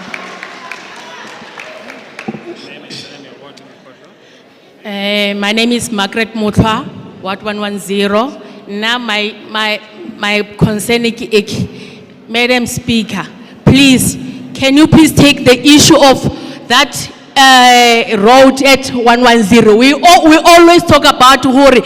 Go 110 entrance, exit. I don't know how many times do we have to emphasize that, because each and every IDP, we come and talk about same thing, but nothing happened. How many did take more since we raised at that point? Please take us serious. Otherwise, because we've had an issue previously about, I think, three weeks back.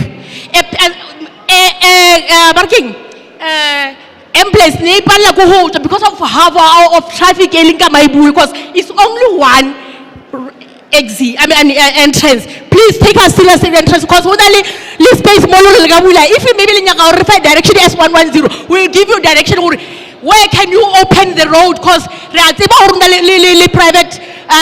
private company that side of justice side. So please take change serious, because otherwise, and then please take us serious about that bit, please. And then another thing, on issue informal settlement, those ones, Heriguana, Sitole Park, and then the other one is Fleshibam. Please, those people need service delivery. Please take our people serious. Elections, because the extra elections, but not just and then it won't be nice at the end of the day. Please, so please wait for us. Thank you. Thank you very much. The next one.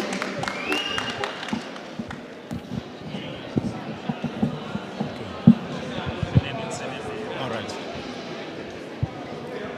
Yes, continue, sir. Molweni, my name is Lois Osoya, 110. We have a few questions we need to ask here. From which ward? 110. Okay. Okay. Number one, there's something that says here about the issue of Mastiff Road.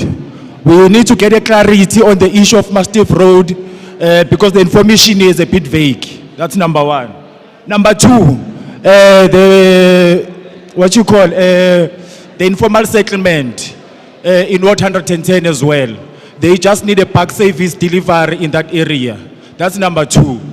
Number three, the land invasion issue in the streets, in President Park, Maibuye and Rubber Ridge. We want to know what is it that needs to be done there, because we've been waiting. If I'm not mistaken, there was supposed to be some housing development plan that was supposed to happen there, but nothing has been happening yet. But the land is filled up with informal settlement right now. All right. Number four, Rubber Ridge people, they need a park on that open space because there's a lot of crime that is happening there. We need that open space there to be utilized for something good for the community. The gravel road in President Park as well. People of President Park, we've been coming here for the past 4 years now, talking about the issue of surfacing of gravel road in President Park, Austin View and Glen Austin as well. The last one, the encroachment. I hope the JMPD guys are here. The issue of encroachment in Maibuye especially. we are having a problem. There are no walkways because of people that are encroaching. They are building shacks to as far as to the edge of the street. Thank you. Thank you very much. The next speaker.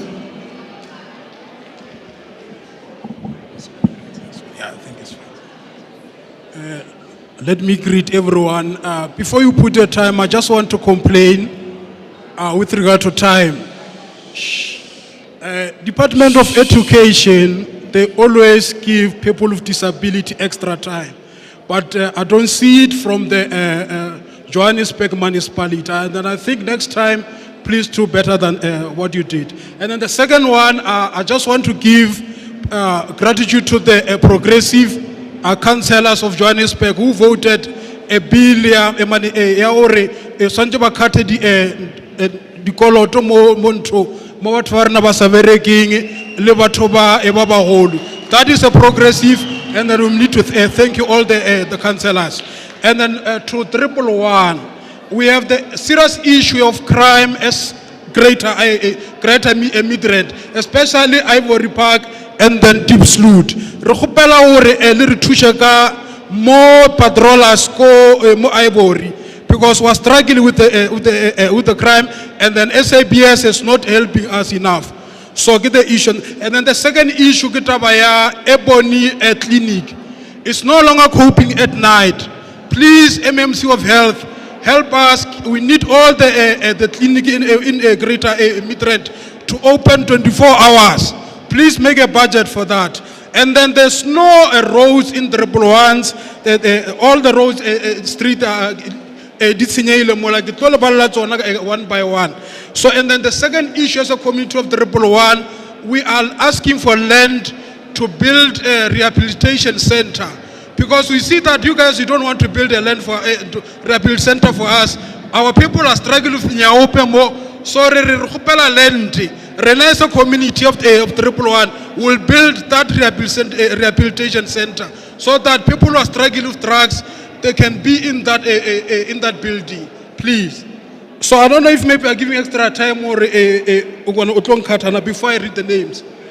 And then SAP has promised us that they're going to build a station in 111, but they never.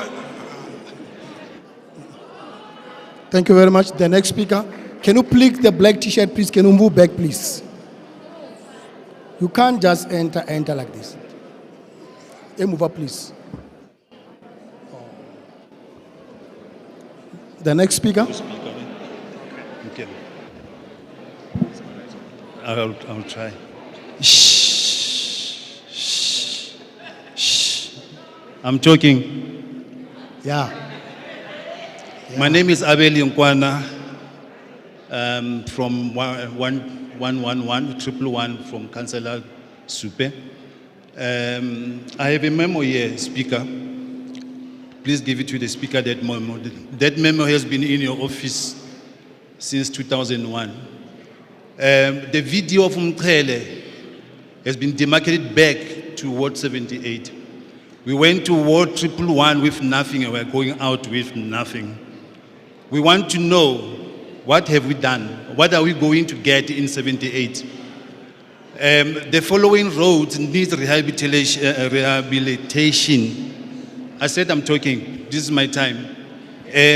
Murokhroko Street, Yusuf Kachalia, Likwa Street, Mavimbela Street, Kanyisa Street, I'm repeating Yusuf Kachalia. We need rehabilitation. We don't have street lights. Kari Street between Freedom Drive and Republic. We need pedestrian walking, pedestrian crossings and markings. We walk with cars. Our children get difficulty to walk on that road. We need bridges in between Sontonga and Ndogushem. We need also roads in Ulunga Street, Kareke Street, Mutseloni Street, Africa House Street. We don't have roads. We are in the mud. So I'm asking for the intervention so that we can have hope and trust in you. That memo has been given also to the councillor. I'm expecting swift response, and the intervention of the office. Thank you. Thank you very much. Then the next speaker.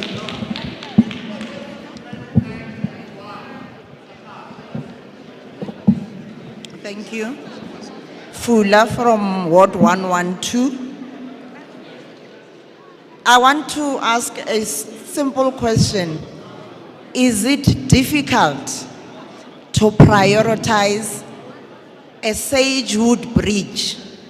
That request has been in the IDP for the past 5 or 6 IDPs. Year in and year out, you guys reprioritized that budget and built the 9th road. We want it back. Our children are suffering when it rains. Also, we've been asking for the city to re-look at the bridge that is connecting the George Road to going out, because that is going to alleviate the Midrand. We've seen a demonstration during the rainy season where the stormwater drainage capacity could not take it anymore. Can we please have the city re-look into the rehabilitation of the stormwater drainage, because it's difficult, Ward 112, because the roads can't take it anymore. The stormwater drainage can't take anymore. The infrastructure is at a standstill, but yet we are busy approving the mushrooming of buildings. Can the city relook into that? Lastly, we have plastic views. Now we have 3 or 4 within the city. Please relook. Thank you very much. Thank you. Thank you very much. The next speaker. Ma'am. Ma'am. Hello, good afternoon. I'm Lungelo Mahambi from Ward 112, the chairman of a non-profit called Protect the Boy Child. So I only have 2 things we're trying to ask of the city of Johannesburg. The first thing is, what inclusion do you guys have for the electric bike industry, because of what we have done for the society to try to give job employment to our communities, that we right now have manufactured electric bike that we are now about to take into mass production for the country. And we are about to also right now produce the bike inside the country. The AIDC is behind us, and also we have government backing. But also for the city, we're asking for intervention, for you guys to help us to know how do you as the city of Johannesburg intervene with entrepreneurs like us that are trying to create job creation to implement the programs that we're trying to implement. The second question is, how do we integrate our electric vehicle ecosystem? So what we're trying to do is not just to produce and sell the EV bikes into the electric space, but we're also trying to produce the electric system that's going to be the swapping power stations in order for the children to also have jobs, not order to be being delivery men, but at the same time they can also open up power stations where we're going to be doing swapping power stations for the things to charge. Thirdly, we're asking for recreational facilities, because right now we're having a huge problem with drug abuse in our society, and we're asking if the city of Johannesburg could ask us to improve our parks, because our parks right now are not in a good state, and right now the situation is that we're having a lot of people doing the drugs in the park. So right now we were more asking for your intervention more than complaints, because we've already started the job on the ground. We just need assistance. That's all we need. So I don't know how you guys could get back to us as an organization so we could see how we could go forward. Thank you. Thank you very much. The next speaker. Yeah, I'm good. Madam Speaker, Bengkala just one thing, man. Gule issue yama rebate. There are people who have registered with CIPC. Those people, they are not making money, but most of the time, umabofuna lingedo bayachigiswa, just because they've registered with CIPC. Number 2, the issue a flat rate can even assist with ISCOM ipatalwe while the poor now benefit. Because if you can check, among calculator, more especially section in our 1.3 houses, ne? But now, if each and every house, for an example, can pay something like 450, that is 585,000. At least people won't suffer. 3, besicela man, maybe there can be an alternative office for labo labahlala kuma-informal settlement nalabo lababelonga ku-other political organizations, because uma bafuna proof of residential, ngikhuluma nge-issue that has happened recently, bayajikiswa e-office la councillor Marum. So can we have an alternative office so that those people can be assisted? Because, and again, e-housing ivulwa only on Wednesday. 2, can the councillor be encouraged to abide Emma public meetings? Because since 2023, we have never saw any public meeting, and the excuse, it can be the hall, because they also use that hall if Banema political organization programs. We can utilize the shelter there as my member of Mpagati, so that we can raise our grievances, so that even the councillor cannot continue to do like the one yakfuna, but ende lekfunwa bashal. Ma ambulances, can the fire station sit on at least 2 yama ambulance lalapa to cover the neighboring ward and also Ward 133? Drug issues, please do something about that. Thank you. The next speaker. You do.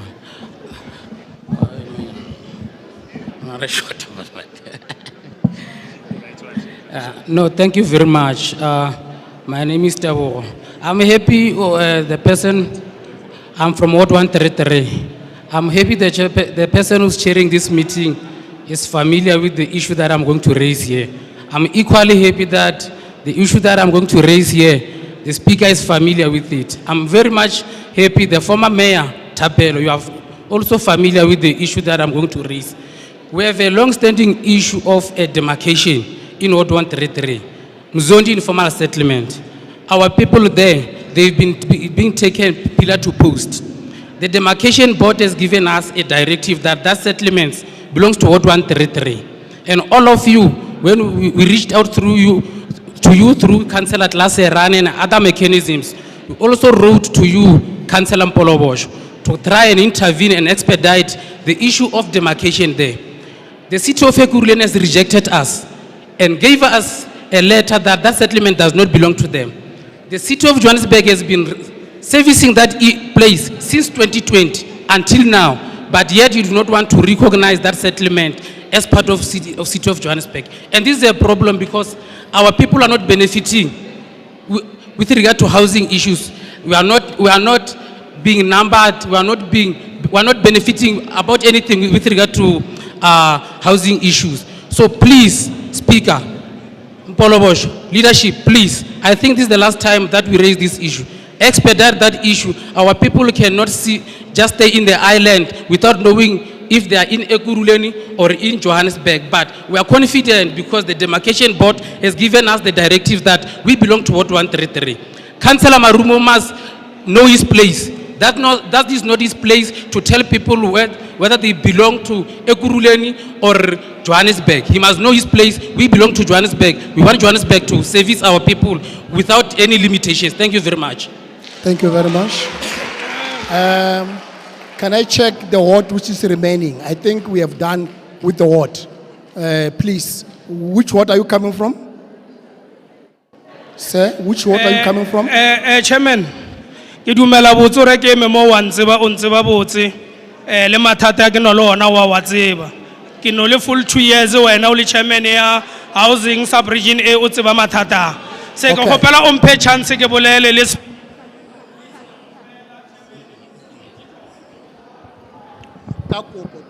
We asked you a question. We asked you, where are you from? Which ward are you and what is your name? That was the instructions that everybody followed. But you are jumping onto somebody and you are not listening. Listening is a skill. You can switch on his mic. Sorry, Speaker. Alenya go re fa chance. Why? Okay. 134. This why listen ya go re fa chance? Okay. No. Speaker. Oh, no. He's finished. 134 is finished. Thank you. 133 is finished. 133 is finished. Is it the second one? So you can. If you are number 3, please take your seat. Go and write. These people are going to hit me. Go and write. Go and write. Go and write. No, no, no. I said no. I said no. They are going to kill me. Please, Baba, please. You can write later. No, no, no. These people are going to kill me. I've got children, sorry. Okay. Madam Speaker, we can't allow 3 people per ward. We have allowed two per ward. Madam Speaker.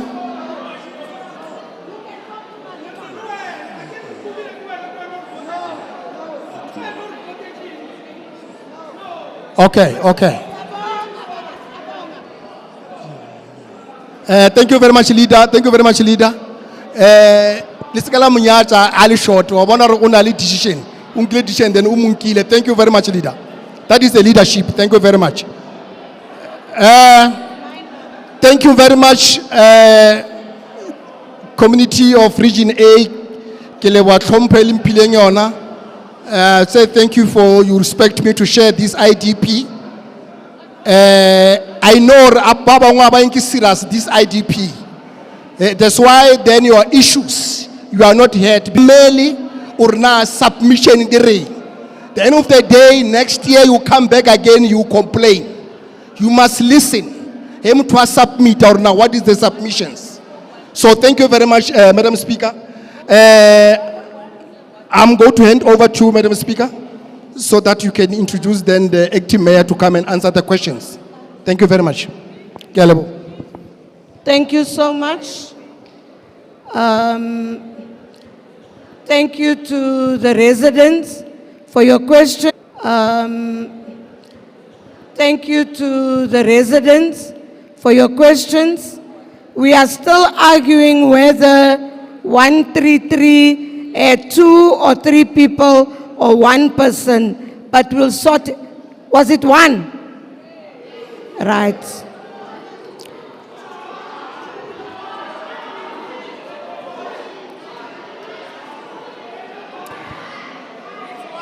Amandla.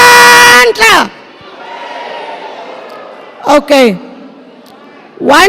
2 people are showing me. Can I talk? Can I talk? Can I talk? When I opened up the meeting, I said, I don't have anywhere to go today. So I can stay here until 6 o'clock.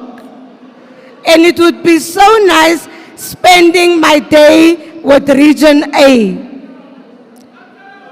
Now somebody says there was 1. Somebody says there was 2.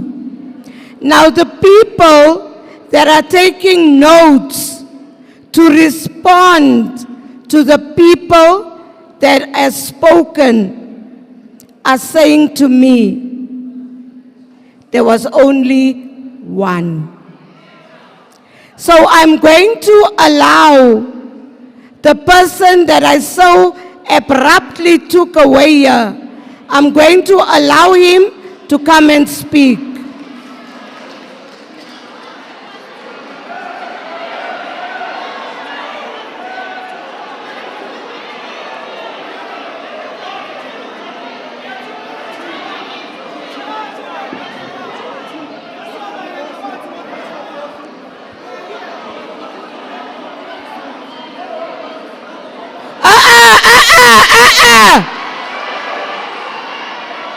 No, no, no, no.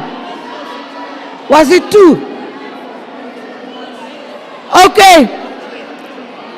Colleagues, residents, residents. Okay, fine, that's fine. Okay, it was 2. It is confirmed. It is confirmed. It was 2. It is confirmed. Amandla!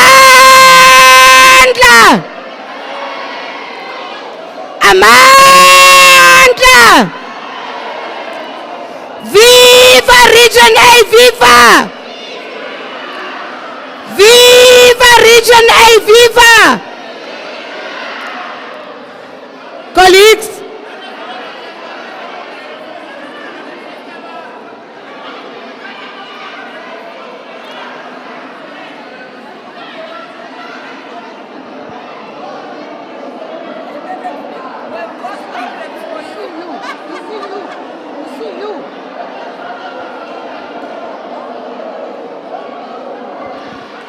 okay, can we be quiet? It's the executive that's causing the problem. It's the executive. They're causing the problem. Siyabonga sis. My beautiful meeting, you turn it into chaos.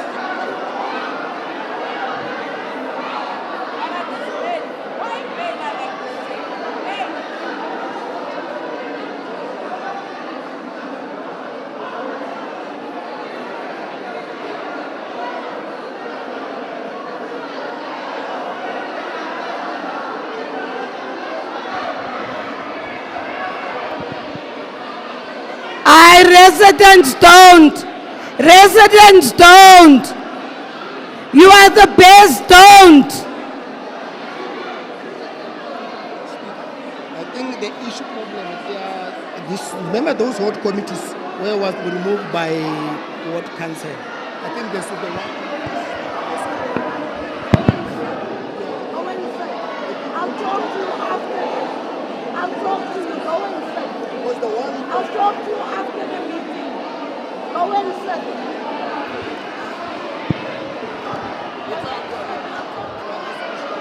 Okay, that's all. It's you two. It's you two.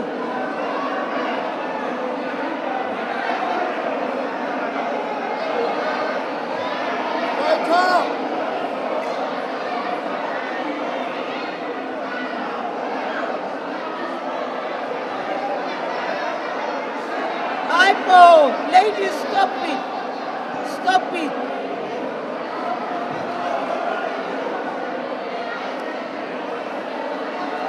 Ella, who's this? Who's this? No. These two are the problem. They said they only had one question. They are the problem. Who two?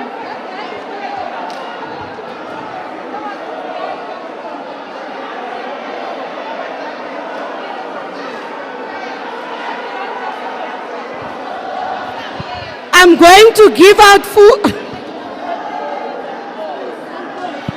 Can we be seated?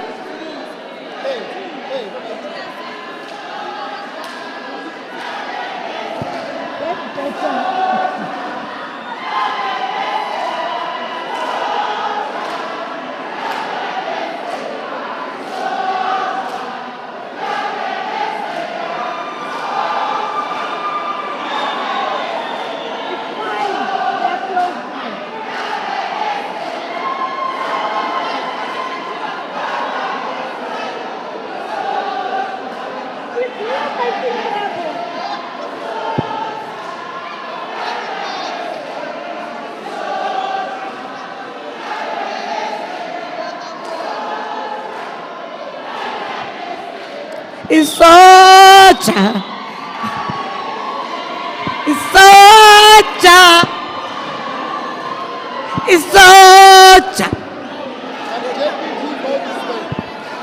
Viva Region A, viva!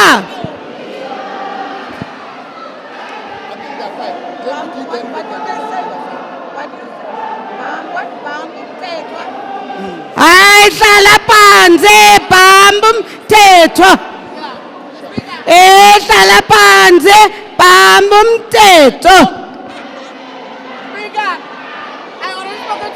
Hlala. Come on, let's sit down. Can we get JMPD to move out of our faces? Chief Jaka, can you move out of our faces? Can you move out of our faces? Region A, I've been doing IDPs for some time here. And in my notes, I was going to say, Region A, you are the best, but you were also the best in performing and resolving. I've got two characters I will deal afterwards that told me whatever. Now we are going to respond to your questions. Can we have silence now, please? The issue is over. It's done. It's just something that happened, and we are all humans. We are not perfect.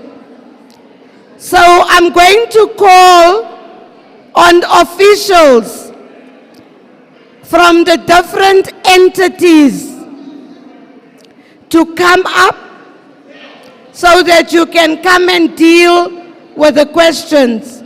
One, we need JRA, we need EISD, and we need housing, we need community development, and we need health. I want to see those officials come forward. This guy is blocking somebody's. They just come and move their car. There's a car, KG 78WBGP. It's a Dodge and it's red. You are blocking the view. If officials are not coming, I'm going to call the MMCs to respond. But they are walking as if they are going to the park. Officials, JRA, ComDev, housing, health, social development, pick it up. Pick it up is inside EISD. So while they pick it up, they must not drop us. Who's coming first? Okay. Can I get you to come? Thank you, ma'am. Right, the mic is yours.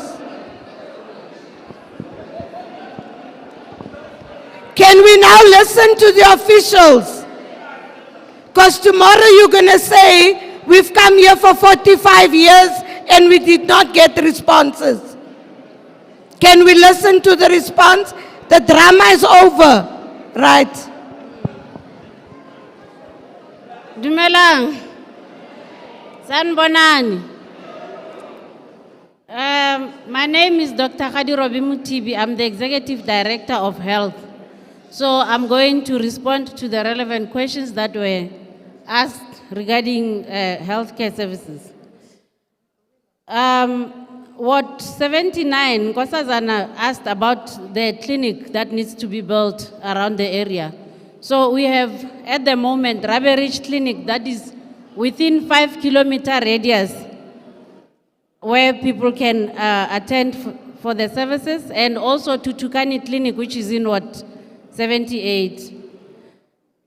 The question around access in Ward 93 Kayalami to care for emergencies determined by lack of roads, Johannesburg Roads Agency and Human Settlement will resolve. And then Riverside, Ward 96. In Riverside, we do have an ERF, the land in 2416 for the clinic to be built. However, at the moment, we're experiencing a challenge, which is lack of capital budget. So at the moment, we still don't have money to build the clinic within the 3-year financial period. And province at the moment is also within reach, preparing for a hospital building project, which is still at an inception phase. So that will not, we do not necessarily have all the details regarding local province plans. Remember, there are two spheres of government. There's local government and local province. So local government is what I'm standing here for. However, we are very much intentional with regard to giving you answers to your question, and all communication shall be shared regarding that. Understand? What 111, we got a question about the inadequate space in Ebony Park Clinic, which is a 24-hour service point. It is also a provincial, it is a provincial mandate, so we will communicate that, we'll inform the province about that as it is their function. Thank you very much. Ntlapele matsogo ke larabile. Okay. To those of you that are here in line to respond, if you are not a regional director and if you are not a decision maker, you are going to get some problem from the councillors, because they've asked me that I must get decision makers that respond to them. So I'm assuming you are all decision makers. You are regional directors. So if not, your MMC will then speak on your behalf. Thank you.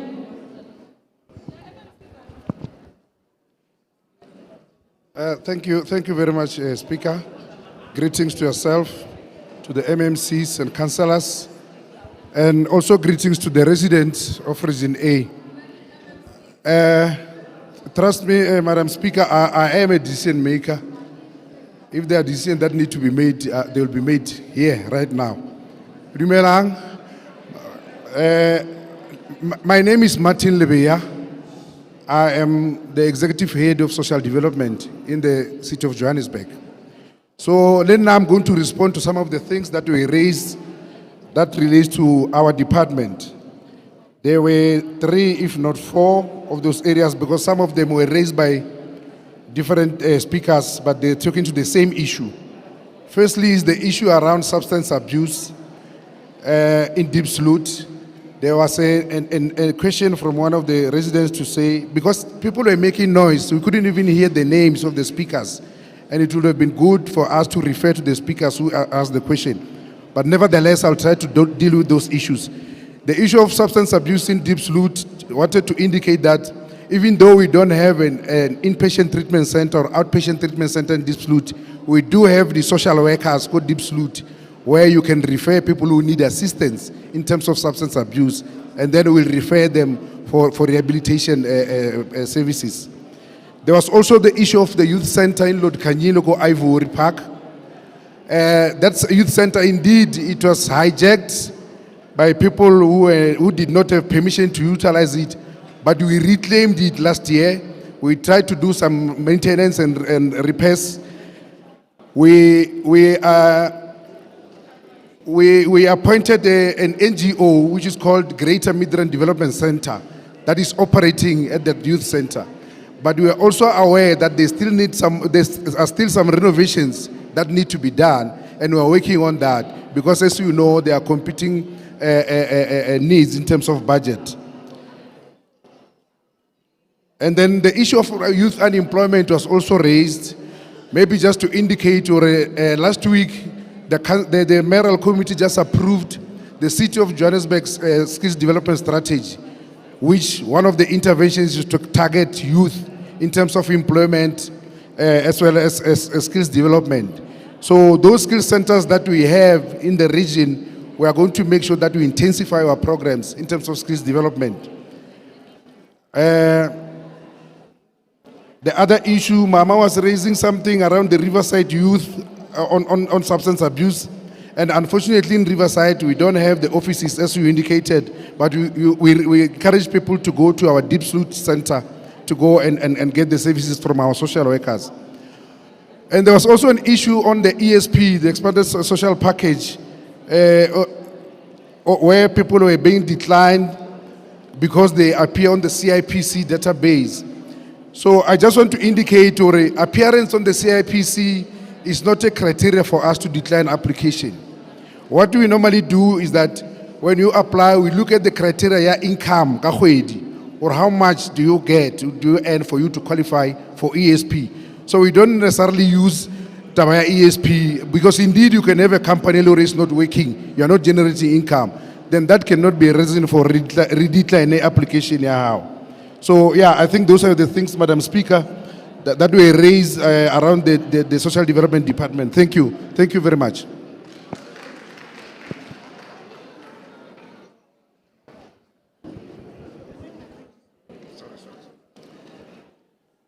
Thanks, Speaker. Executive Mayor, MMCs, City of Joburg Management. My name is Sandy. I'm the executive from City Power. There were 3 issues that were raised, Madam Speaker. In the main, is all about servicing of replacement of the transformers. We are currently in the process of replacing those transformers.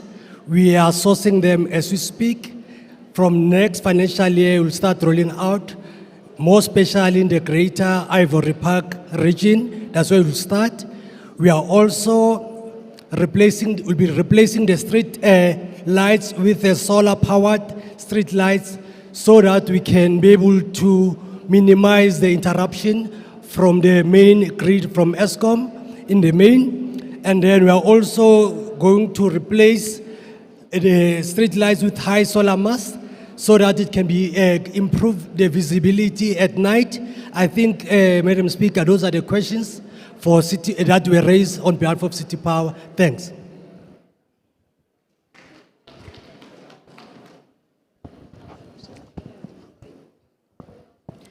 Sanmonani, Dumelang, and greetings, all protocol observed. My name is Phumlaba Fongumalo. I'm from the Department of Human Settlements, and we have noted the issues that have been raised, and I'm going to be responding and covering all the issues across the wards because they all have commonalities. So the issues that we have noted are the issues in terms of the intervention that the department is making in informal settlements across all the wards. There were issues that were raised on electrification of informal settlement.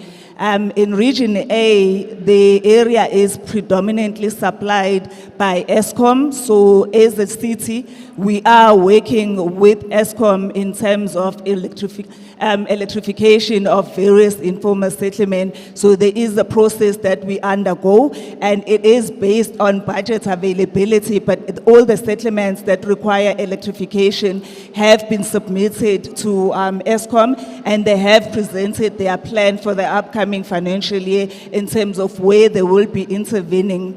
There is also a process that we are implementing as a department, which is the upgrading of informal settlements. So not all informal settlements go through upgrading at the same time, but the councillors where we have appointed consultants, they are aware that those consultants are currently on the ground in terms of ensuring that there are interventions in those various informal settlements. One one of the informal settlements that was raised was Imikateka, where we've got the Housing Development Agency that is on the ground working with the stakeholders in ensuring that the area is upgraded.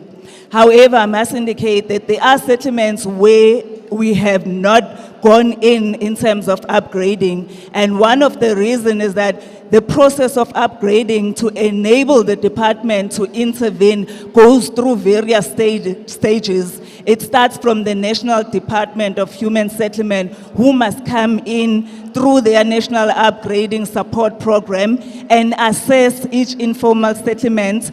Then they will produce what we call an upgrading plan. That upgrading plan is what then informs us in terms of the interventions that we need to implement in each informal settlement. It will tell us if an informal settlement needs to be relocated. So for informal settlements that have been identified for relocation, that's why we continue as a department to identify land where settlements are going to be relocated to, and also implementing projects like your Tanganani, your Rabi Ridge, your Allendale, to ensure that those settlements that needs to be relocated are relocated to those projects. So there is budget that is available for those projects, and the department is currently on the ground with the appointed service providers and developers. So in settlements where we have not gone in for upgrading, we continue to facilitate the provision of basic services through the various entities like your Joburg Waters,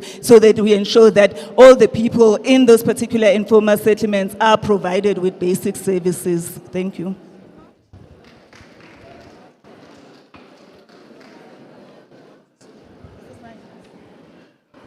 Afternoon, Acting Mayor, Speaker, MMC, all councillors present. Nani Mpagati. My name is Mandla Mahlangu, Sports and Recreation, Region A. So I'm here to answer questions related to sport and recreation. A number of issues were raised. Ivory Park North Hall, somebody spoke about Ivory Park North Hall, Ward 133. Yeah, to the extent ukuthi anithi kwazi ukubamba ama meeting lapha, because the hall has been closed for about 2 years.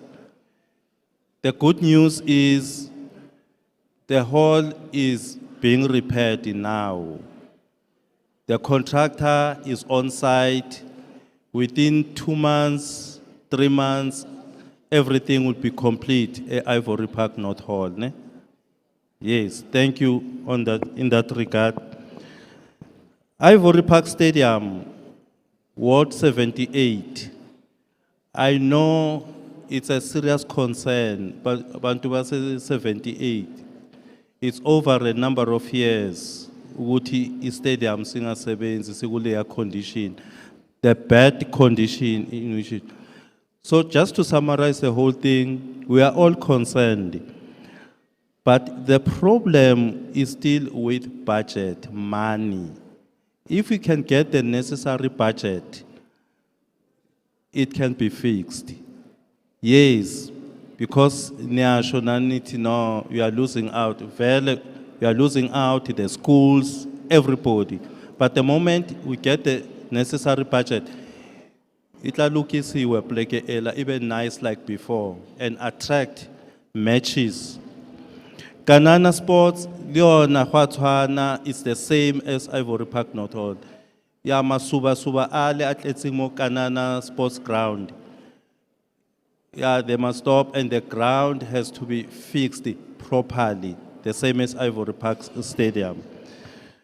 Deep slot, that is another challenge, go deep slot. Deep slot does not have land. Key problem, Yaruna, but go Tanganani, the new development in deep slot. Land has been promised for community facilities. We hope that the library will come there, sports and recreation will come there. Riverside, Yeah, it's a new area between Fourways and Deep Slot. There is a lot of land, although belonging to province. So we hope for the best, or there will be enough land for sports and recreation purposes. Kopanong Sports Ground, somebody said no, the place is being vandalized. Tabakur, even the mayor came there last year to see for himself. So we want more money to finish up the project. The same applies to Galfontein Multi-Purpose Center. We need fortunately here you are talking to the decision makers, the principals of the city. They will go out there, banke ditletlebo tsa lona, allocate the budgets if there is money, and thereafter the projects will be finished. We hope so. I thank you.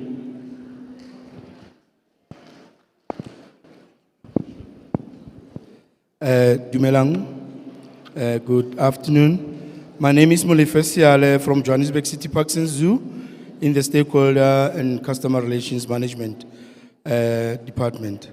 I'm standing in here for the MD of the company. There was one issue that was raised from Ward 110 about the development of a park in an open space. But we wanted to highlight, as Johannesburg City Parks and Zoo, that in the very same ward, we do have a number of developed parks.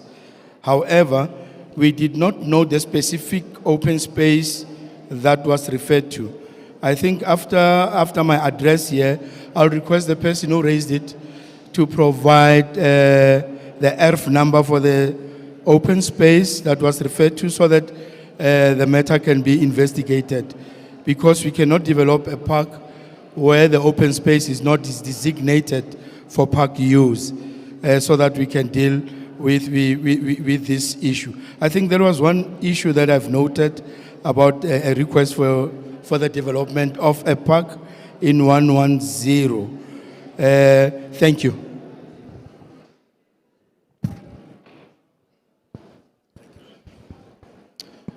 Thank you so much. I'm greeting everyone who managed to come to this session today. My name is David Masangu. I'm standing here on behalf of Pick It Up, the Waste Collection Department. I'm here to respond to 3 questions that were raised by yourself. The first question that was raised was related to a depot, Elinko Wat 92, Pick It Up Depot, Elinko Wat 92. I must say, Bahlali, we don't have a depot at 92, Wat 92. The depot that we have is sitting at Wat 80, Korabarich. The other one is illegal dumping along the stadium, Wat 78. I must say that indeed we are aware of the illegal dumpings that are taking place along the stadium. As you have heard, and Tate Mahlangu, the Mandla one, not David, mentioned the issues that are taking place along the stadium. Yes, we have 2 skips that we have placed there, and we are collecting those skips twice a week. But now the challenge that we are facing, I must say, Bahlali, Uguti, this becomes a collective effort. The residents, we are appealing to residents to also utilize their bins that we have allocated to them. And if there's a challenge, we are open and speak it up through the councillor to have a meeting and discuss and have a way forward for what can be done. Because we have issued the bins, but they are not utilized properly. So it's another thing that is adding to the problem Leona Wat 78. But we are open through the councillor to discuss a way forward to area even clean. The last question was raised by someone from Wat 94. It was with regards to waste collection inconsistency and measures that are put in place to address such challenges. Bahlali, I must say that yes, indeed, we acknowledge and accept that indeed there was a challenge a couple of weeks ago, and the challenge was as a result of breakdowns and our landfill site due to rains, whereby there was a delay at landfill site, which was causing massive challenges for us to collect as expected. So, but we are working on that right now. I'm sure there is an improvement so far with the reports that are coming in, but we'll keep liaising with the councillors to inform them of any positive changes that we might bring forward. Thank you so much. Thank you, Chair.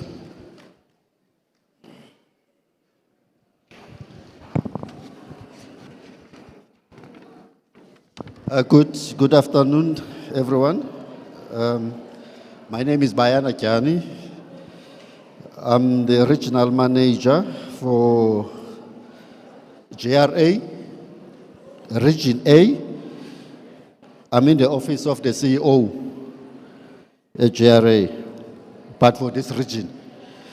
There were questions that were asked that relate to CAPEX issues, which is new CAPEX issues. I'm not going to respond to those issues because people are just raising their wishes. I can't work against their wishes. It's the city is collecting all the issues that people are raising here that I knew. Then at an appropriate time, the city is going to respond. I will quickly respond to issues that are running currently, that are of CAPEX nature, that have been raised in this meeting. Some of the issues are more maintenance related, but I won't take time to respond to those issues. Issue number one related to the bridge near Eskom Riverside. We are aware about the maintenance that needs to be done there. I have escalated that issue already to our team dealing with maintenance to go on site next week. And then the councillor will be involved as well. And then we will take it from there. The issue that was raised as well, that is very important, related to floods in Ward 77 from Riverside, Kusasa and Apollo. I'm very much aware about that issue. The solution to that issue, it's a multi-entity approach that is needed because most of the water is flowing from an informal settlement next to Riverside. Then that water runs towards Kusasa as well as Apollo. So we need human settlement to come with JRA as well as J-Water to come with JRA as well so that we can resolve this matter. And then in Ward 94, the issue that was raised there is the availability of the maintenance plan for stormwater as well as roads. We will make that available to the councillor next week. The other issue that was raised is the Summit Road. Summit Road doesn't belong to the city of Johannesburg. It belongs to the provincial roads, which is province Gauteng.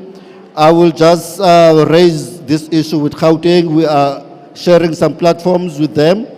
Sun Valley dead roads, we will actually do the maintenance on Sun Valley roads as from the 8th of May 2026. Then the other issue that was raised is in Calfontaine, which is stormwater blocked. It's a very serious issue, Chairperson, whereby the illegal structures are built on the stream, which doesn't allow the runoff to go into the where it should be going, away from the houses. You clean the KIs, you can't clean because people have built on illegal structures.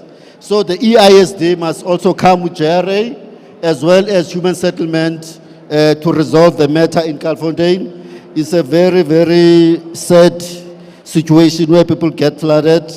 The other issue, 95, Dimasheroni, reconstruction. We are going to do Dimasheroni. We have already spent money on Dimasheroni. The designs are done. So we will get money and do Dimasheroni. We can't spend money with consultants, do designs, and not finish the job.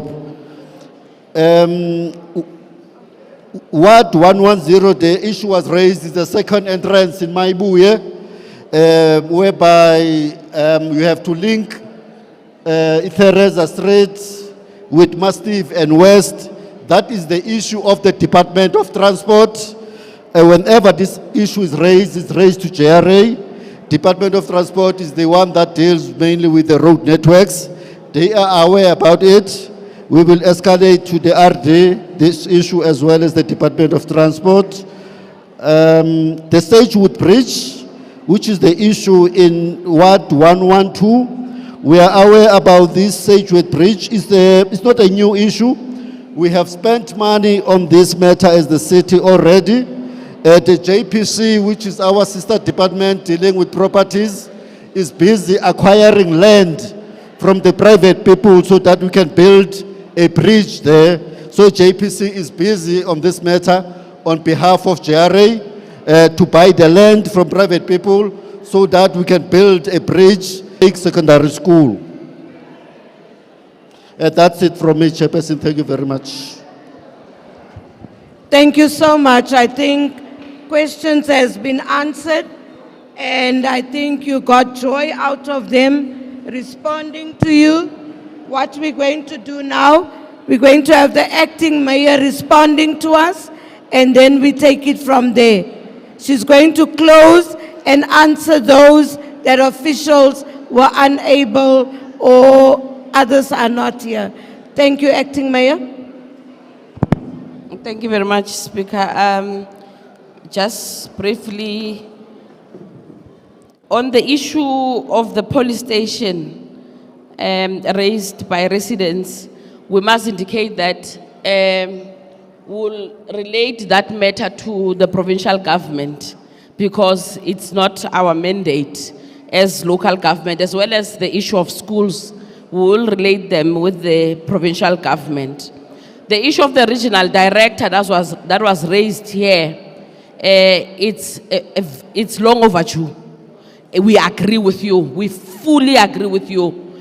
It is not normal in Region A where you'll not have an RD for a long time. And I think we want to blame the executive on that one. And it needs to be addressed as soon as possible. I will relate the issue to the executive mayor as well, so that that matter is addressed. It's a matsohong arena, badudi ba rona ba be le regional director ya bona. The issue that was raised, Yako Kopanong Sports Center, it's a facility that I'm responsible for. It's currently sitting at 80% to completion. Into esimise lapha ya budget. Budget ya lapha asinayo to finish the entire project, but we have a commitment from finance that we will finish the project in the next financial year. So, abahlali baso Ward 77, rest assured, your project will be complete as soon as budget ifagwa. Ifana ne issue yase Calfontaine multi-purpose center ereziwe lana as well. That as well, I need to be specific in terms of ukuthi ibude obungakanani ukuthi iphele. Issue yase Calfontaine multi-purpose center, it's currently sitting at 70%. I always pass there because ngumhlali wala Region A. In terms of it being now a place abantu abafuna ukuyivandalize, we have seen, but we have made sure that at least the security I move from the site. Also there, the issue is issue a budget, and we hope it will be resolved now together with Kopano. Swimming pool is complete. Besisalele nje ukuthi silokhunjani siqedelele nje ngama snack nje a few. So residents of Ward 111, the swimming pool will be opened before June. We are going to open that swimming pool. Siyayiqedelela siyayiklina so that masivula ivuleka ibe facility ezovumeleka kuma communities especially I community as a 111.